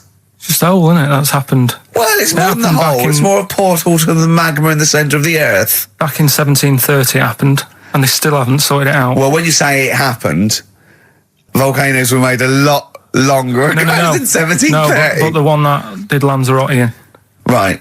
Sort it out. What would you suggest? Well, How tidy can it they up. fill it in? It's joined. It's all joined. No, but what I'm And saying is, it was the a- big it was- plates of the earth are all joined. It All was the a disaster, magma's wasn't it? joined. With the trade centre thing, that happened. They cleaned it up, sorted it out, they've moved on. That's what I'm saying. Whereas Lanzarote have just gone, leave it. It happened back in 1730. You misunderstand me. How, in the name of God, can you fill in a volcano? You ignorant twit. No, but it's not just the holes. They've actually left the lava everywhere. That's what I mean. It's not just the big holes. There's lava everywhere. But it's molten rock. They can't just pick it up like they're like a carpet. Put it in the holes. The holes are there ready. Just push it all in. That's what I'm saying. What exactly is there then? Is it just a kind of moon-like kind of surround with just kind of dust and rock? That's exactly what you see. I was there when the Mars thing all went wrong. Yeah. I would have just sent a camera crew there, filmed a bit of that, right, and say, here we are. This is it. Ignore the little coffee shop in the background. Right? This is Mars, because that's where it's like just loads of dust. Holes everywhere. Tidy it up. Little round-headed aliens complaining. It's Whinging. just like Mars. Yeah. So is there what's the best bit about the holiday? Come on, pretend you're Judith Chalmers. I have been doing. I would have done all. I would have said that. Don't bother. Right. I mean, the hotel was good. Yeah? That was all right. What was that like? It's all right. Just, clean. That's all you want, isn't it? See, that's not quite what Judith Chalmers does. She doesn't go, what's the hotel like? All right, yeah, clean, innit? All right. Well, what was it like? What was it? 3-star, 4-star? Did it have a swimming pool? What was the Yeah, room like? I had a swimming pool and that. Yeah? Yeah, it's good. I think it was one of the better ones on the island. Okay. Nightlife? Wasn't really. bars? Wasn't really. And there was a bar. There was some bands playing. Yeah. Not very good. Food got a bit boring. Yeah. It was always the same food every night, but they sort of themed it and made out as if it was different. So, like, on Mexican night, it'd be chicken with a nacho on it. Right. And Chinese night, sort of chicken with a little prawn cracker on it and stuff. Sure. But that got a bit boring. That's me just turning on my phone, because I want to read to you a text that I got from Karl. I think you sort of sum up the holiday in this text, don't you? Do you remember I it? can't remember. Let's have a look. Let's have a little look. Let's go Instantly, through what it. did Suzanne, your girlfriend, make of it? Similar view to you? That they should fill in the holes? Yeah, it's just that thing. You see, I went on a coach trip, right? And you go and see the volcanoes. Like I say, there's 36 of them. Yeah. Which, how many do you need? And when we're on the coach going round all these volcanoes, the fella on the front's going and look out your left window at the moment, and there's a volcano. And if you quickly look out at the right-hand side there's another one. Right. And on the left, it's just like, all right, we've seen it. Sure. Do you know what I mean? Yeah. And that trip, we'll talk about that trip in a bit. Right, this is the text I got from Karl, right? Alright. Been up to a volcano. Been in some dead artist's house who built his house in the lava. They said they would show me science with volcanoes, but all they did was chuck some water in a hole and it shot up in the air. No dwarves in the canteen, no Scousers here, but there is a Swede woman with a big head. She looks effing gormless with a cap on. Alright? So a little reference there to... A Swede woman? What's that mean? Do you mean Swedish? Yeah. Or she looked like a vegetable? No, the Swedish woman. But they've all got sort of quite big bill, aren't they? And I sent him a text. Oh well, it's just good to be on holiday because I'm working. He sent back. So am I. Just been watching Sky News. There is a school for monkeys who want to get a band together. Is that monkey news for later?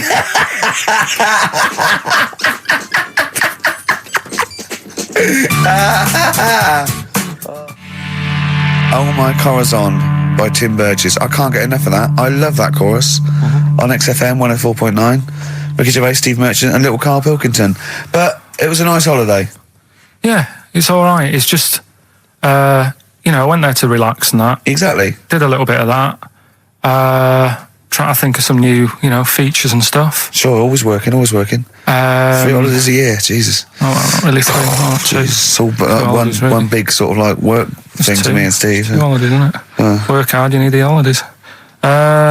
So, yeah, the things that annoyed me was like, you get bored, sat around the pool after a couple of days. I'd read my book. Yeah. There wasn't much going on the... Not even any crabs to throw sand at, was there? No crabs or anything. They wouldn't bother with Lanzarote, right? So, decided to go on a little trip. That's when I saw the volcanoes and that, 36 of them. So, we go on the trip, and the thing that annoys me, it does happen every holiday that you go on. If you go on a sort of a package thing, they have these trips, right? And you pay about 40 odd quid, and they give you some wine, so it make it feel like you're getting your money's worth. But how many of these trips have you been on then? Loads. Probably about 12. More holidays than I've had. Go on. Yeah, so anyway, so you're on the coach, right? And they take you for the volcanoes. They took us in the middle of nowhere. Yeah. Right. There's nothing else round there. Sure. It's like I say, it's like Mars, but with holes in the ground. Yeah. Right.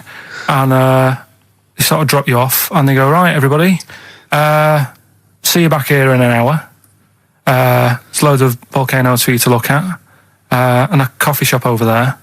And for a fact, right, you don't need an hour there. You could just say, well, just keep the engine running because I'll have a look in this hole, we'll get back on, give us 5 minutes. Don't need an hour. Absolutely. But that they've got something going. It's a backhander, definitely. What, with the coffee shop? Definitely, yeah. They go there. And they get everyone to have an ice cream and a coffee, and they sit down, have a fag, talking to the bloke. Yeah, and it's like, cousin. Yeah. How much was the coffee? Was it probably about €3 each euro? So I think it was $3.50. Sure. Yeah, which is, I don't know, that's about £2.5. Yeah, they've stitched you up. Well, I remember we were on a family trip to France once. We went to Paris. We got a coach coming back from Paris to one of the ferries, one of the ports, Calais or wherever it was. Coach trip. It was quite a long coach trip. And at one point we were thinking, we're on the motorway, this is fine, we're making good progress. Suddenly we came off the motorway. We must have gone like 40 minutes out of our way, end up in this street completely empty, little French town. And it's pulled up outside this, what appears to be a restaurant. And a guy jumps on, dressed like a Butlins red coat. He's French, but he's putting on a kind of English accent. He goes, hello, thank you very much, top of the morning, good morning, hello, come in, we've got food, drink, go upstairs, we've got rooms if you want to have a rest, or play around, no, it's up to you. And we all had to funnel off this thing into this restaurant, and this one family went, well, we don't want to go in the restaurant, we brought sandwiches, we just want to get to the port, we're not interested. And they said, well, you've got to come in the restaurant. They went, we don't want to come in the restaurant. So the guy said, well, I'll have to lock you in the coach. So this family were locked in the coach while we all traipsed off in, and I could just look, but I looked back and just saw this little kid with his face pressed up against the glass. Take me with you. I want to go in the restaurant. They were just stuck in there, absolutely livid, as you would be. And, that's definitely a backhander. But we went inside, and it was extraordinary, because initially you had to pass through a souvenir shop to get into the restaurant. Perfect. And it was catered entirely to English tourists. So there was like pictures of the Queen and Prince Charles on the wall. It was done out in a kind of mock Tudor style. It's absolutely extraordinary. I mean, it was so bizarre because it was so out of the way. Did that come before the coach sort of scam, or did the coach guy, he knows it, is he a brother of his? I don't know how those things come about, but I know that is is that going on in this country? Yeah, with French I'm and sure it German is. tourists? Yeah, I'm sure it is. Is it? Yeah, they say, I'm sure people say, look, if you bring 30 people to this restaurant, I'll see you all right. But it wouldn't it? If, you got your favourites. Because you don't have to, the coach driver's pretty much God on those things, because those people don't know where they're going anyway. Yeah, but at least here, there's other stuff around. You don't really get that in the middle of nowhere situation in this country. Well, not really. Not if you're going from London to Manchester. You could stop off anywhere. They don't know where they are. There's places with nothing to do or see. It's that those attractions. There's loads of in America, but there's a few here, like Sheep World, and you go out to Gloucester and there's a town. It's got the biggest cotton reel in the world, and that's it. There's a tourist shop, a big cotton reel, and some bloke at the gate going, "It's £1 to see it." There it is. All right. I went to I know it's quite a big. I went to a Shire Horse Centre once. Yeah. But when did Shire horses become so popular that they got their own theme parks? Well, I think there's a museum for everything. Yeah, possibly so. I mean, I don't think you could think of something that didn't have a museum somewhere in Britain, because obviously museums start off sometimes by fans. But did people keep coming around and going, "I hear you got a Shire horse. I'd love to see it." Yeah. Well, I can't. People coming all the time to see my Shire You should horses. get another one, because I'd pay double for those I'd two. pay good money to see your Shire horses. yeah. Shire horses. I know. Have you seen them? They don't do anything. They're not like monkeys. They're They're just not like grand, monkeys, elegant no. creatures. But you look at them in a picture or look at them in real life, pretty much the same thing. They're not doing anything. If they could train a Shire horse to swing on a rope and masturbate, Exactly. I'd pay double. You pay good money. I'd pay double for that. Yeah. There's a museum in Italy when we went there a couple of years back. Suzanne had like one of those little guide things. Museum there just for spaghetti. yeah. I mean, open a restaurant. Yeah. Yeah. Was it interesting spaghetti? Spaghetti in different shapes? Don't know, didn't go. I went to see a big hole in the ground. Sure. Can't get enough of them. Well, but out of 10 then, what would you give it out of 10? All in all, food, location, Right. relaxation, enjoyment. Yeah, that's 6. Okay, brilliant. 6, yeah. Next week, where are you going next week? You're not on holiday next week. Going Cool. away with Suzanne's mum and dad again. 5 holidays. Been roped Play a into record. that. You've got to put some work in. You're in your 30s now. You've got to knuckle down. Star Sailor, Silence is Easy on XFM 104.9. Now, we've got a few ads coming up, which is we're loving that. It tells you what to buy and when to get it and everything, which is a sort of information service. But after that, a welcome return by popular demand of Rockbusters. What do you mean by popular demand? Well, Who's demanding it? one person said to Carl, I used to like that, so he went away and started on it. Sure, brilliant. Yeah, brilliant. Get a paper and pen ready. Yeah. Turing Breaks, Mind Over Money, XFM 104.9. I'm Ricky Gervais, Stephen Merchant, little Karl Pilkington. Yeah. A couple of emails. Different people have visited various tourist attractions. Oh, yeah. Let me see who's this from. I'm not quite sure. But thanks very much indeed for it. So there's a link here. It's apparently in Devon. Barometer World. Brilliant. It's the world of barometers. It was established in 1979. And By one bloke who had a lot and thought, I can charge £1 for this, definitely. Here's the Out of his own house, probably. Converted back scuttle. exactly. Yeah, that's not a euphemism for a sexual act. But look at the webpage here, Rick. There's a picture of a beautiful barometer being held by a beautiful lady. Lovely. Who's definitely his daughter. Yes, Definitely. Come on, Kathy. Oh, that. Dad, no. Come on. Undo your top a little bit. Dad, definitely made to do that. Yeah. Oh. That slight look of I hope no one I know sees. Yeah. Just check out Barometer World. Barometer World. Yeah, that's available. If you want to check that out, www.barometerworld.com. That's Now, all the, barometers. Do they work? they're to do with checking, is it the air pressure? Well, everything. But Air. I think that's what it's based on, isn't it? Sort of low and high pressure, so it's going to rain, it's not going to rain. Yeah. Or going to be windy, but I wonder how accurate they are. I think in the days before satellite sort of weather surveillance systems, probably essential.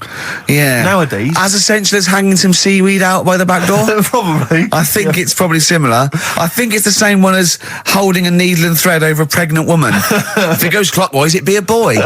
Yeah. Yeah. The thing about a barometer is how far into the future can it predict? Exactly. 'Cause How do you know? If it's a case of you may as well stick your head out the window to see if it's raining. Exactly. This barometer goes, oh, it's gonna be windy and rainy. When? The barometer goes soonish. Yeah. So I can't say, but it will. Well, within the 7 days. I don't want to be or the- specific because you'll have me.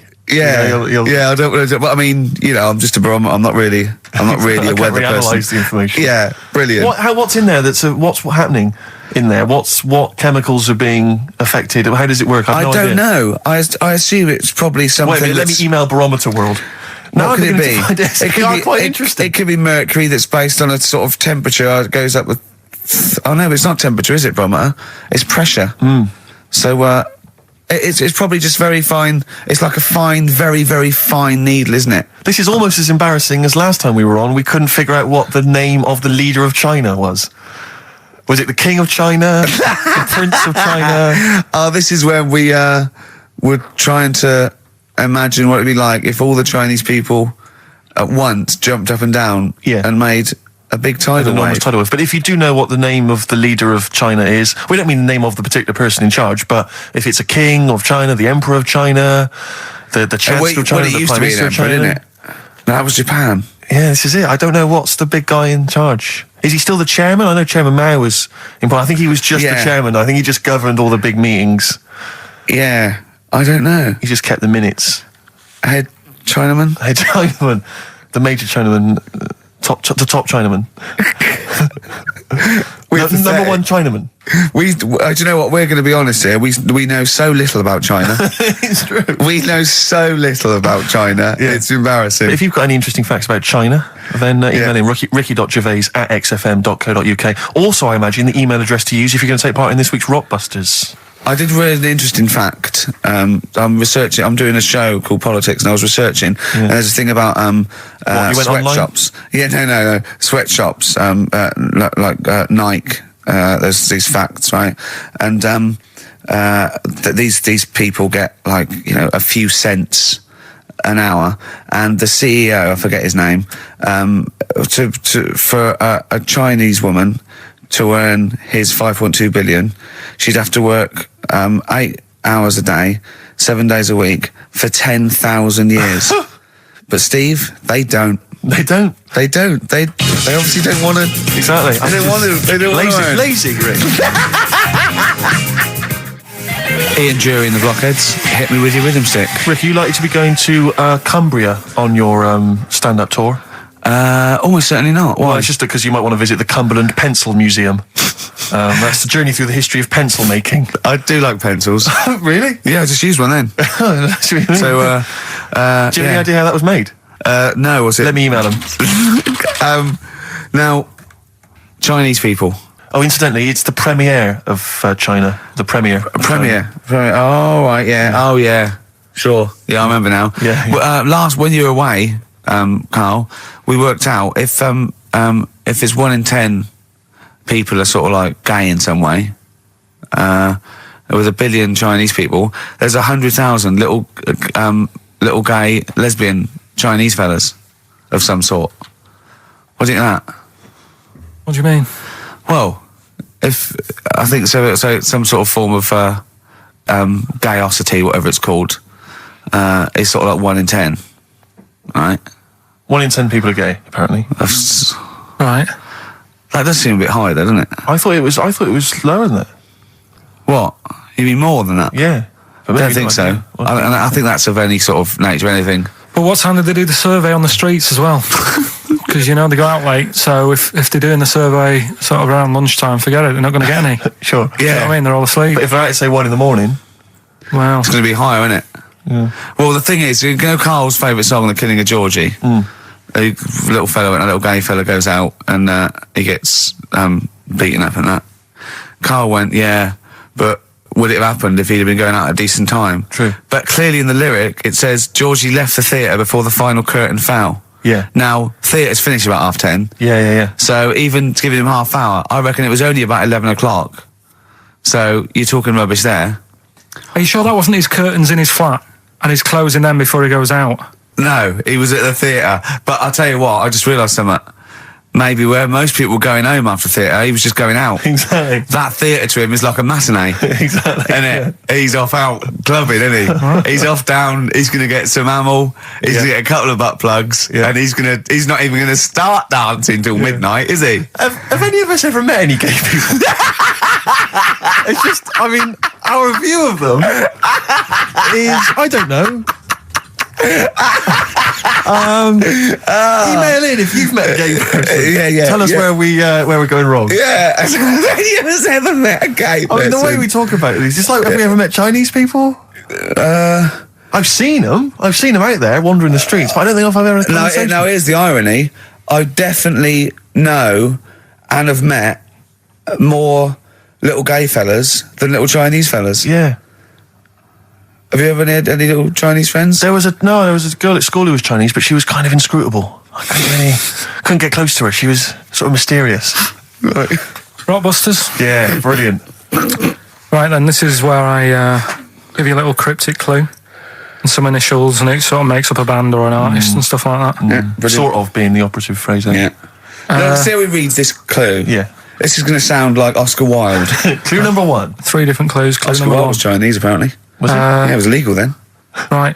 Will you leave the entrance to my garden alone? Sorry? Right. Will you leave the entrance to my garden alone? Are we back on the gay thing, or is this is the clue? That's the clue. Right. Clue for Rockbusters number 1. Will you just leave the entrance to my garden alone, will you? Right, that doesn't count because I know what it is. And what were the initials? What are the initials? GG. Correct. Yeah, right, but you've got to pronounce the artist correctly. I'll pronounce the artist, because I know what it is. Don't ruin it. No, but People- when the answer comes, I'll pronounce the artist. Right, can we just focus, please, on the quiz? Go. What was the clue again? Give it again. Will you leave the entrance to my garden alone? Stop messing with it, right? GG. Okay. Right? Next. Doesn't count. Next. Incorrect. Don't phone, but you can send a message on my mobile if you want, right? That's T. It's another little easy one. And the last one, we were sharing out the mail sheet. Right, that doesn't count either. Can we just fuck? I know what that is. I know what that is. I don't care. We'll come to that later. Yeah. And number 3, we were sharing out the mail sheep, and I think I got the best one. Right? DG. DG. Yeah. So quickly again, will you leave the entrance to my garden alone? Stop messing about with it. Yeah. Right? GG. Yeah. Don't phone, but you can send us a message on my mobile if you want. Right? That was T. And the last one, we were sharing out the mail sheep, and I got the best one, so that's good. Right? DG. All right. Ricky.gervais@xfm.co.uk. Have we got any prizes? Do you want to have a look? Well, don't worry about it. Don't worry about it. Have we got any prizes? Just look, the clues fine. are rubbish. The clues don't work. The show is. I mean, this is pathetic. Play a record. That's what it should be called. And the clues don't work. Blur. Out of time on XFM. Well, we're not out of time. We've still got an hour left, boys. Hey! Luckily. Brilliant. A lot of emails, obviously, about the Chinese. People as fascinated as we are. I don't want to discuss it, interminably, Rick, because there's so much to say, and we've said most of it in the past. Yeah. Get a couple of emails. In fact, I think, Karl, you told us this information. Remind me of it again. If all the Chinese people in the world were... We're in a line on that, because there's loads of them, you'd never get to the end of it. Right. No, it's not that. It's no. If all the Chinese people formed a line and started walking out of China, you'd never get to the end of it. That's what I just said. No, it's because though. They'd be having babies. You know what I mean? Still, it'd be adding to it all the time, wouldn't you? But would they be walking and shagging and having babies as they're walking out? Yeah, that is. I'd love to see someone organise that. Maybe the Record Breakers team. I tell you what, I'd love to see Ross McWhirter or Norris, who is it? Who's the one that's alive? I forget Norris, I think. Norris, right? I'd love to see him to coordinate that. Yeah. 1.2 billion little Chinese fellas. Boy, girl, boy, girl, boy, girl. Yeah. And where are they walking out of China? Which exit are they taking? They're taking the... Through Tibet? Or? I think it's the Gate 9 Slip Road, the M43, Right. to St Petersburg, right? And they go, and walking and shagging. Yeah, exactly. Yeah. Because some presumably are dying as they're leaving. No, but they live to 120. That's true. So they claim. Well, we know Carl's theory on that. Do you want to just tell new listeners your theory about leave when it. when all these Chinese people get the records for oldest people in the world? Come on, what's your theory, Carl? Leave it. Carl, Just that they're probably lying. Why? That's all.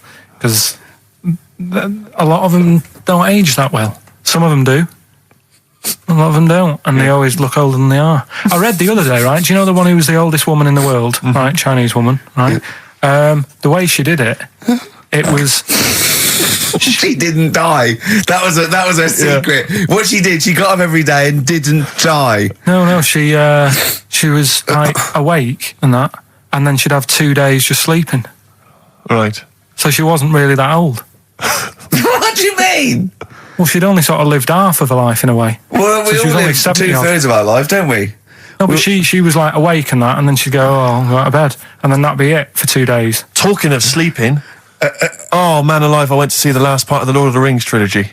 Why? Well, it's like a family thing now. Every Christmas, my family and I have been going to see the Lord of the Rings, the next instalment. It's like a family thing. What will you do if they keep making them? Oh, I'd say I've wasted now about 10 hours of my life with that tripe. You can never get that I can back. never get that back. That's what Peter Jackson owes me. 10 hours now he owes me of my life. It is absolute drivel. Well, I know. We've said this before, I don't want to harp on again about it, but I cannot fathom why everyone is so excited and loves these films so much. Like you say, people review saying it's the best film ever. I think this is the greatest movie I'll ever see. And I don't... It's like they go, but look at all the fight But sequences. Tolkien being up there in literature, like, you know what I mean? It's sort of like Shakespeare. Tolkien. No! Yeah. No. But what is it that he's writing about exactly? I don't know. Little midget fellas who can't get shoes.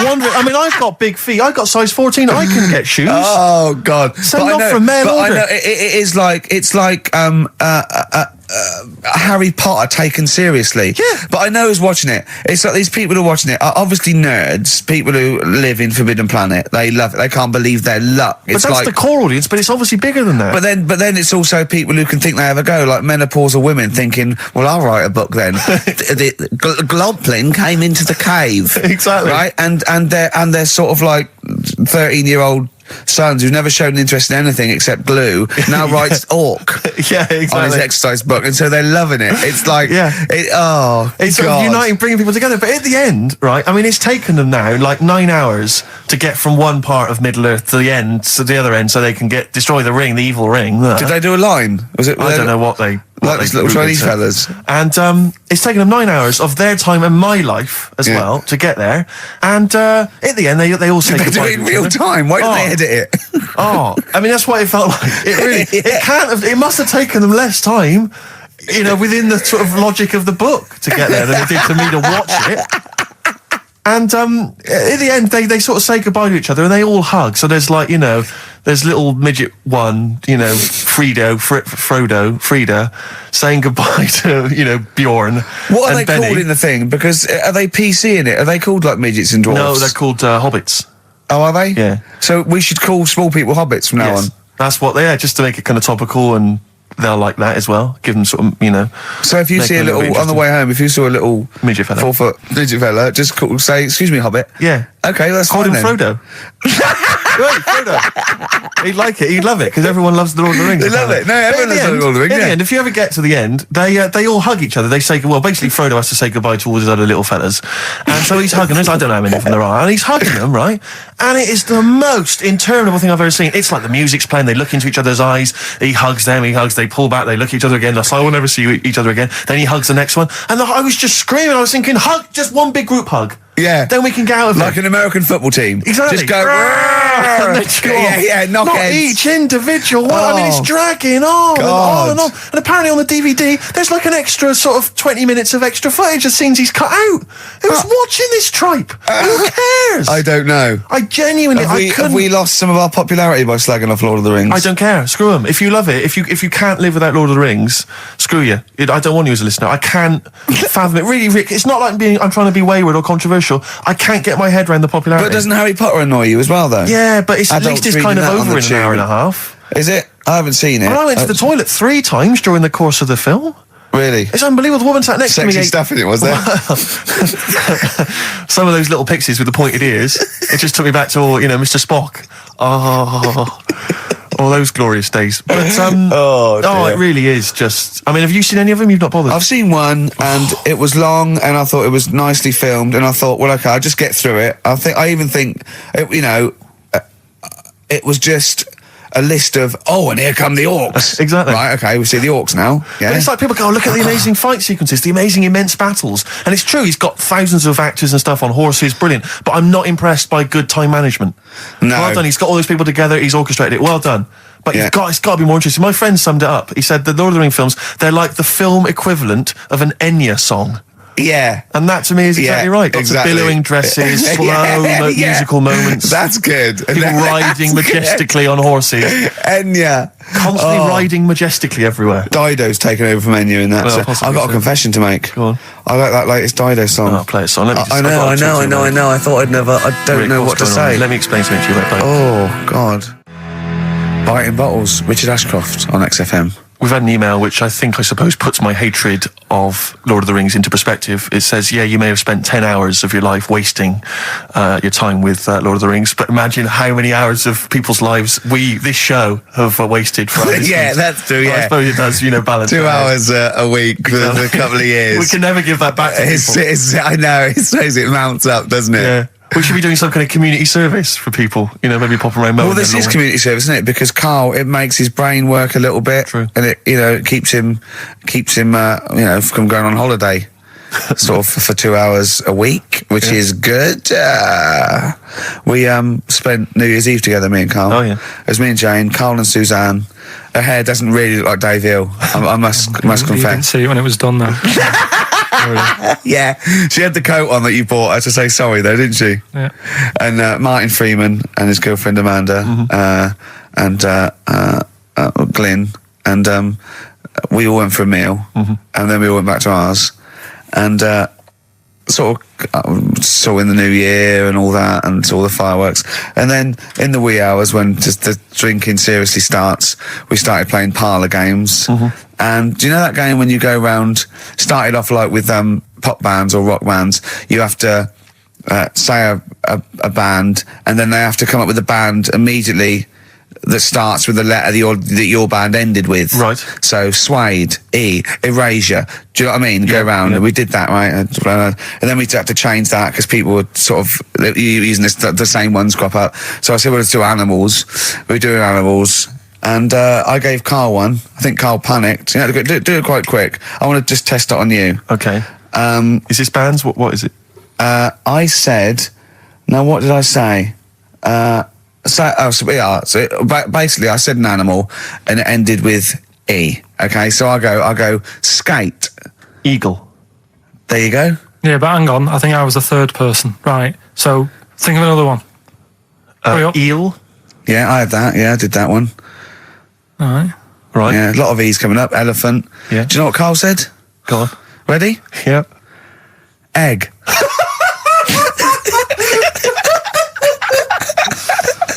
Oh, in a sense, I suppose. Egg? He went, yeah. I went, no, wrong. He went, well, what? And then Martin came to his rescue and went, well, what is an egg? Animal, vegetable, mineral. I said, well, it's animal, but it's you can't have egg. But would you allow tadpole? Well, yes. Is Yeah, that not because it's a larval considered? stage. Yeah, no, but egg, you might as well have leg or eye, uterus. It doesn't count. Egg, you panicked. Brilliant. I still think I'm right. Well, you're not right. We were naming, Just a bit of fun, though, isn't it? Yeah. Exactly. Yeah. You meant, why obey the rules? It's just a Exactly. bit of Yeah. fun. No, that is true. Don't That bother is with the true. rules. That is Did true. you have the fireworks in the year, did you? Yeah. What, you had them yourself? Or No, you no, just no, no. watched You them? could stare across the river. We could see him. But actually, very impressive. And I'll tell you what, they got it right this year. Instead of 2 hours of letting off fireworks, people were going, oh, can we go now? It was 3 minutes, and they spent £1 million on the 3 minutes.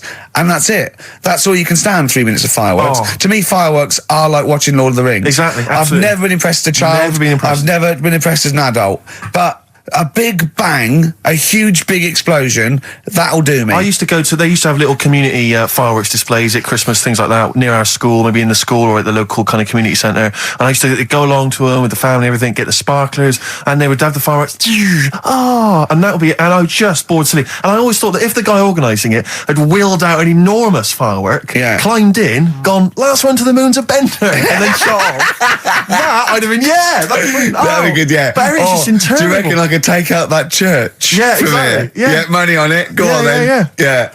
That'd be worth it, wouldn't it? But another one. Oh, Christ. So a friend of mine was telling me that they once had some indoor fireworks, which apparently is just, I mean, imagine that. Who needs indoor fireworks? Well, I think that's just little, I think one of the things, we got indoor fireworks once when I was little, and I remember one of the fireworks was that little celluloid fish that you put in the palm of your hand. Of course. And it goes, Predicts the future. oh, you're sexy. Yeah. What, it curled up because of the heat of your hand? Yeah. Oh, you're dead. It didn't curl. Actually, it's Grandad. He's dead. Yes. His hands are cold. Oh, no.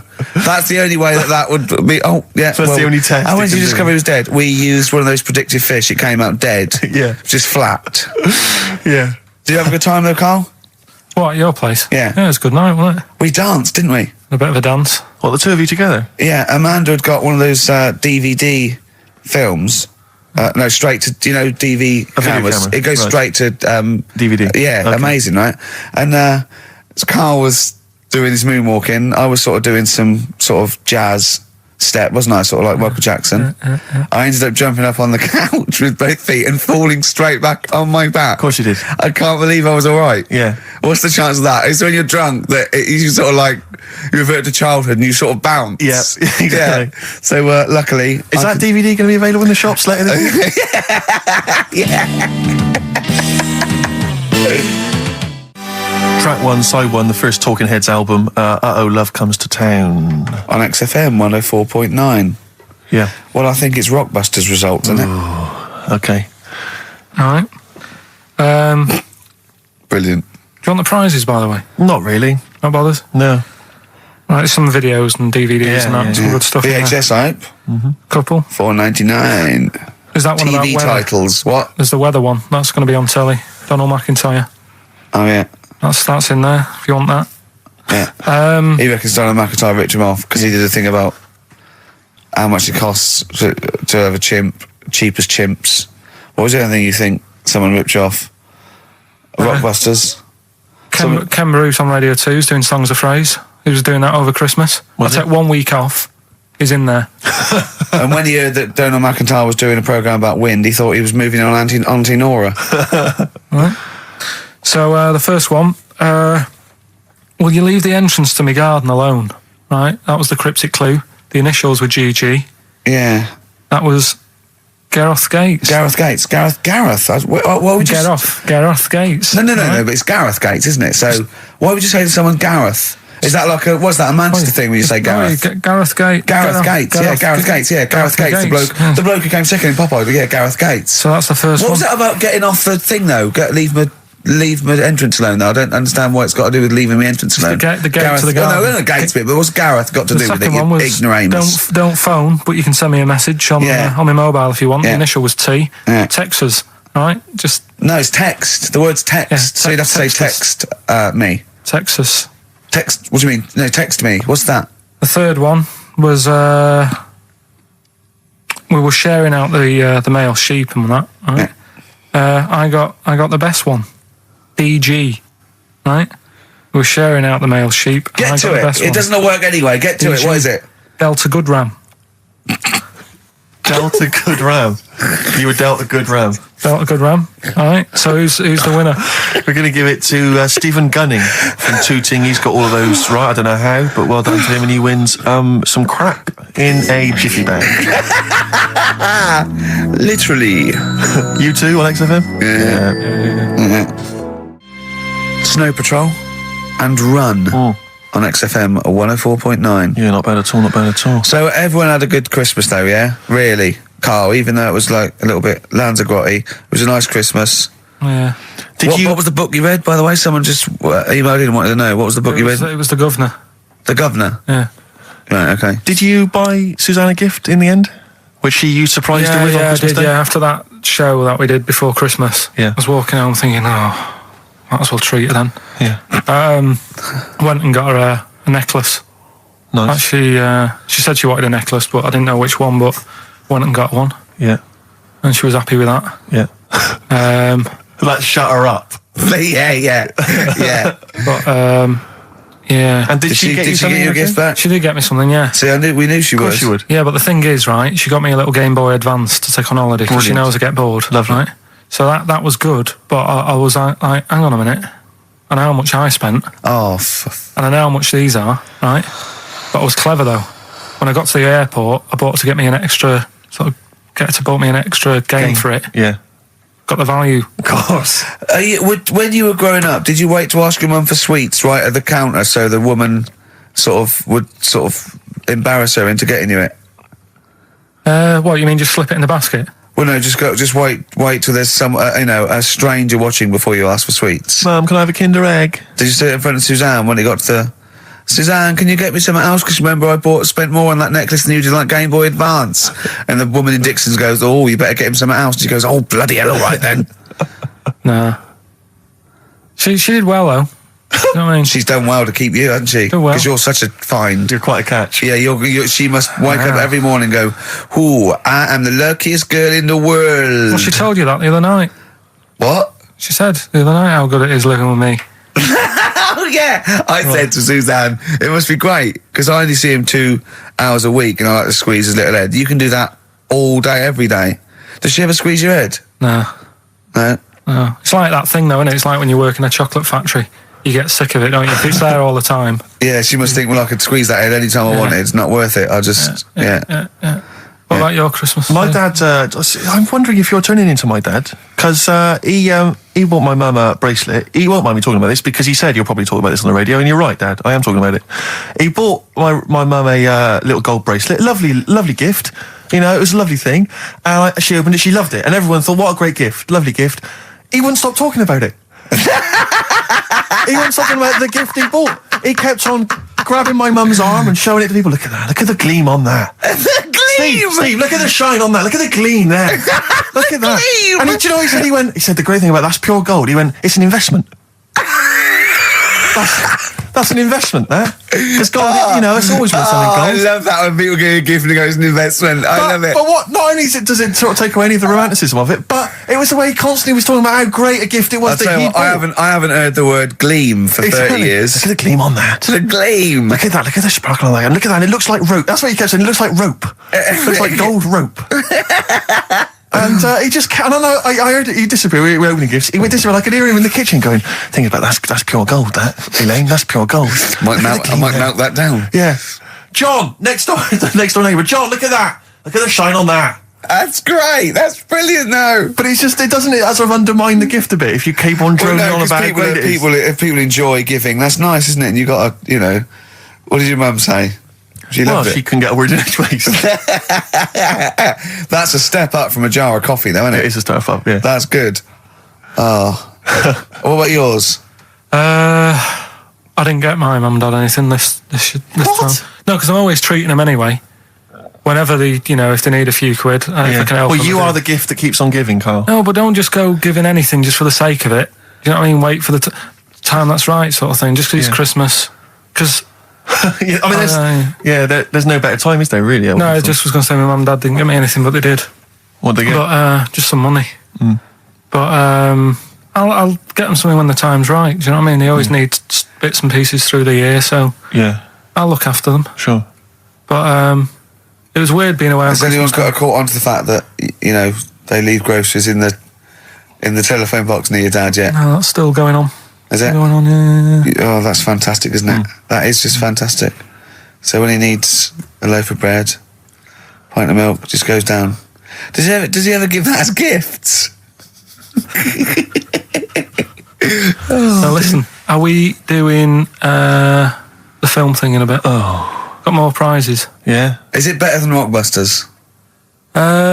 It's all right. I did it in a bit of a rush because I was only in yesterday, wasn't I? Sure. Well, yeah, Can if you you do that? take 3 holidays a year, then So- there's not enough time for the work. Me and Steve like to, you know, put our priorities into, you know, doing the work, coming up with a good product, and getting a holiday when we can. You know, we haven't. I haven't really. I'd love a holiday, Rick. You know, I love a holiday. But I don't do the holidays for me. It's for Suzanne, isn't it? She's the one who likes going away.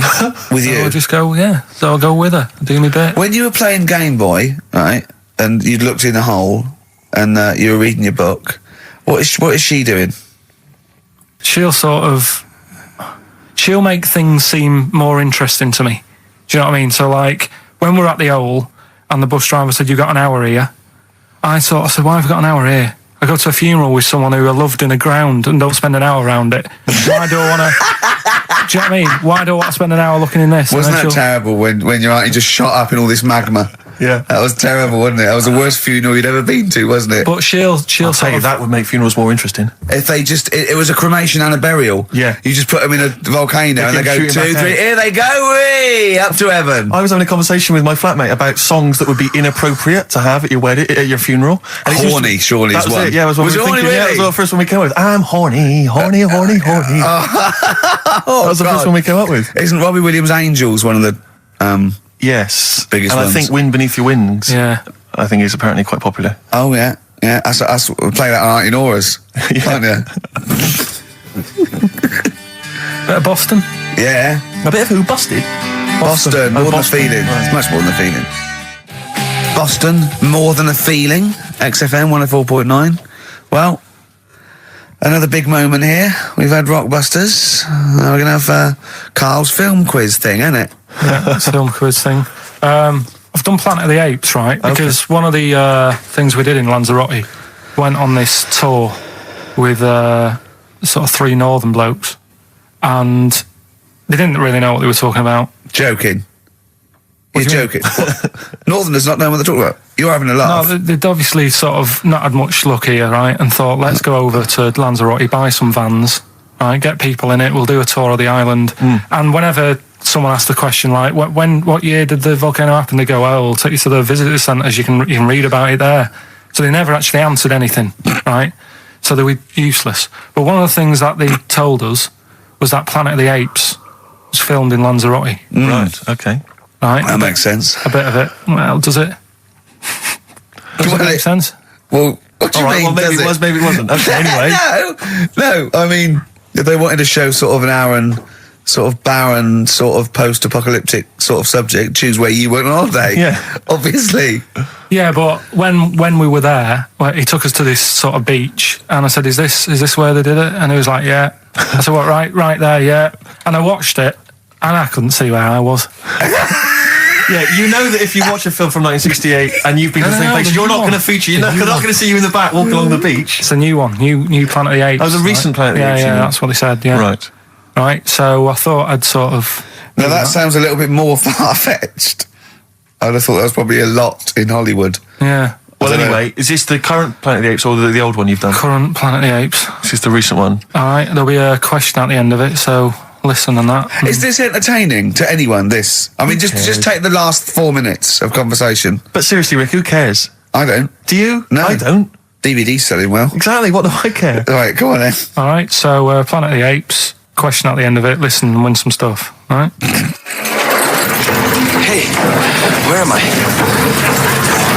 What is this place? Hang on a minute, I'll have a look.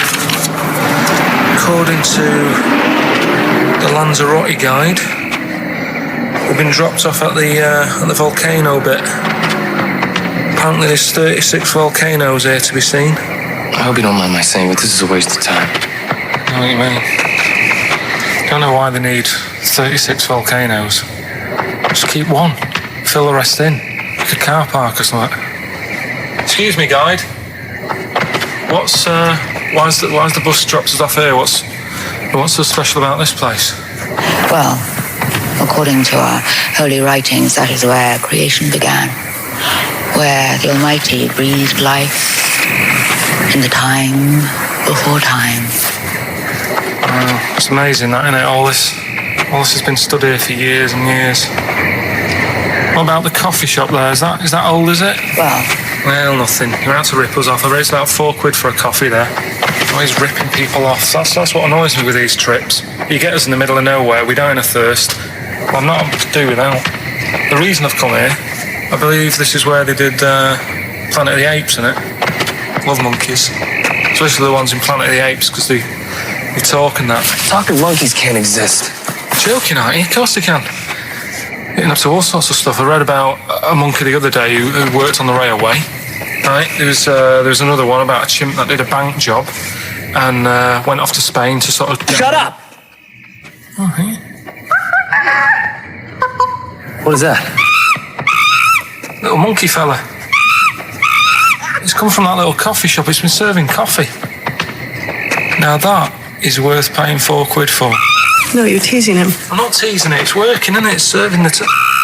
We want some coffee. Get us some coffee. I've heard about this. You can buy coffee that's been sort of hand-picked by monkeys. It's like Coffee Mate, except it's more sort of coffee primate. Yeah. Hello, little fella. We want coffee. What do you mean, we? You're gonna have a coffee, aren't you? What else are you gonna do? Go and look at another 35 volcanoes? I'm staying here. I'm having a monkey coffee. It's brilliant. You find this amusing? Jesus, it's a talking monkey. Right, mate. Have a couple of coffees. Don't start now. We're off duty. I'm starving. What do you mean you're off duty? Have you bananas later? Just get us a couple of... Right.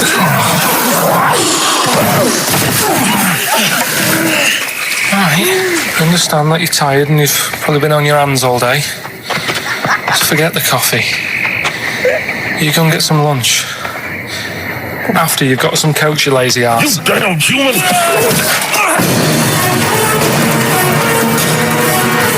Powerful. Lovely. Excellent. So, what's the question? If you've been listening to the whole show, how many volcanoes do I think's on the island of Lanzarote? Okay. Yeah. I might have it wrong, what I've been saying, but it's roughly around that. Yeah, so what have you been saying? Yeah. Yeah. All Brilliant. Ricky.gervais at xfm.co.uk. You're more likely to win the prize if you leave your address on the email. Yeah. Because otherwise we can't really be bothered to phone people or email them back. So, Good point. Put your address on there and you could win some crap. In a jiffy bag. Carl's theme tune there by Placebo. Special Needs on XFM 104.9. Alright. New Year's resolution, Carl? I don't know. I don't do it. Really. So what about something like, I don't know, start smoking? Do you mind? There must be something. No, it's a waste of time, isn't it? Don't bother with that. Right. You, Steve? Me, no, I've never really made any New Year's resolutions. I just be good to people. Just treat everyone as you want to be treated yourself. Give to charity. Hate crime, racism, famine, sexism. I know you're going to keep to all those, except the give to charity. That's... Me and Carl find that a little bit hard to believe. Never gonna happen. Well, you've always got to break at least one of your New Year's resolutions. Exactly. Yeah, well, I think I'll be nice to Carl. What about learn more? I was thinking that. I want to learn always more. teaching you stuff. I've got... I watched... I'll tell you what, Christmas telly was dreadful this year. I don't know if I've hit that age where I think... But I think consciously I thought this is worse than usual. Yeah. And I ended up watching that Discovery Channel and History Channel again, and I watched 4 episodes in a row of this fantastic documentary, 1418 War, narrated by Dame Judi Dench, and it's brilliant. I just can't get enough of it. I hated history at school, and now I want to know everything. Yeah. And I think that's mine. Learn all the stuff about stuff. I like learning though. I always Yeah. say that to you. I'm always looking up stuff. When I was on holiday, even though it was sunny outside and they had big holes to look at if I wanted to, I stayed in and watched Discovery there and was watching stuff about scorpions and that. Yeah, what did you learn? Well, nothing, because it was all in Spanish. But I just watched it. What I found out, right? What I found... Scorpions, I'm get it. It's only about poison you get with. What I don't understand is with scorpions, right? They have like this sort of weapons, don't they? They have the poison and stuff, right? Yeah. Which can kill a man. Yeah. But there was a couple of little animals and that were its sort of enemy, and it stung them, and it didn't kill them. So what's the point? Well, firstly, not all scorpions kill a man. Some of them, This one did, they said. Yeah, well, they range from like bee stings to so much venom it can take down a horse on things like spiders and snakes and scorpions. So it depends. But a scorpion that will kill a man would kill a rabbit. so I don't know what you're talking No, about. there was a snake that it stuck its thing into, and some sort of beaver, and they were just like running about. There's nothing funny about that, so why are we laughing? Well, the snake wasn't running about, was it? Well, it was slithering about a bit. Yeah. What was the beaver doing when the snake... Just sort of, I think it ate it in the end. What? Ate what? Ate the scorpion. Just wandered off. Well, it wasn't a beaver. There you go, There's you've no learnt that. way it was a beaver. All right, an otter. It was, This is what you pieced together from a show in Spanish. well, I'm just saying though, how come it can't kill something that small, yet there's someone on holiday that's no sort of danger to that scorpion. We're not going to harm it, right? And yet it can kill a man.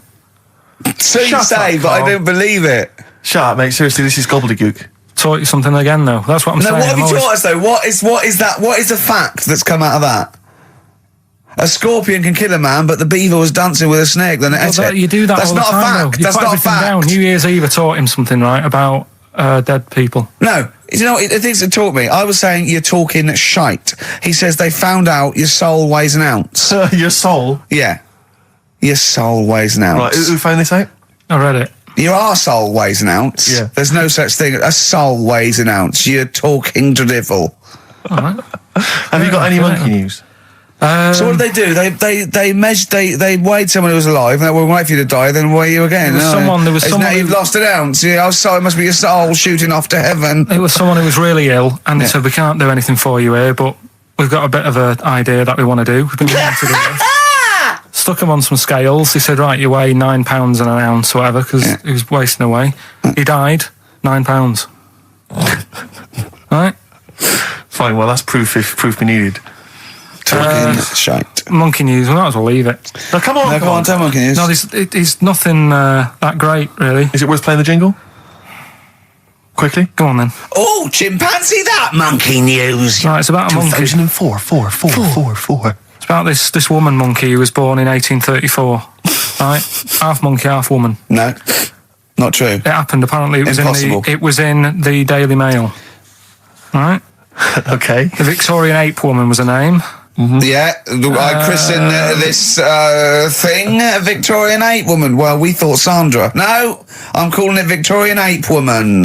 She was about 4 foot. No, didn't happen. She had lovely thick black hair on her head and on the back of her legs and on her arms. Yeah. All right. Save stockings. Let's have a look. And she didn't need a bustle because of a huge ape-like arse sticking out the back of her dress. She was good at reading and sewing.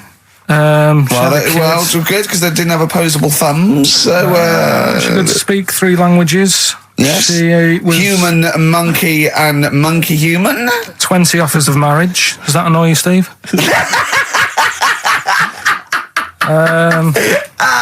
Absolute twaddle. All right, well, That's more rubbish than your soul weighing an ounce. Let's leave a it there. Victorian monkey Let's woman. leave it there, then. See you next week with some more twaddle. I was worried we wouldn't have the old magic in 2004, I but we're still know. talking shit. Merry New Year.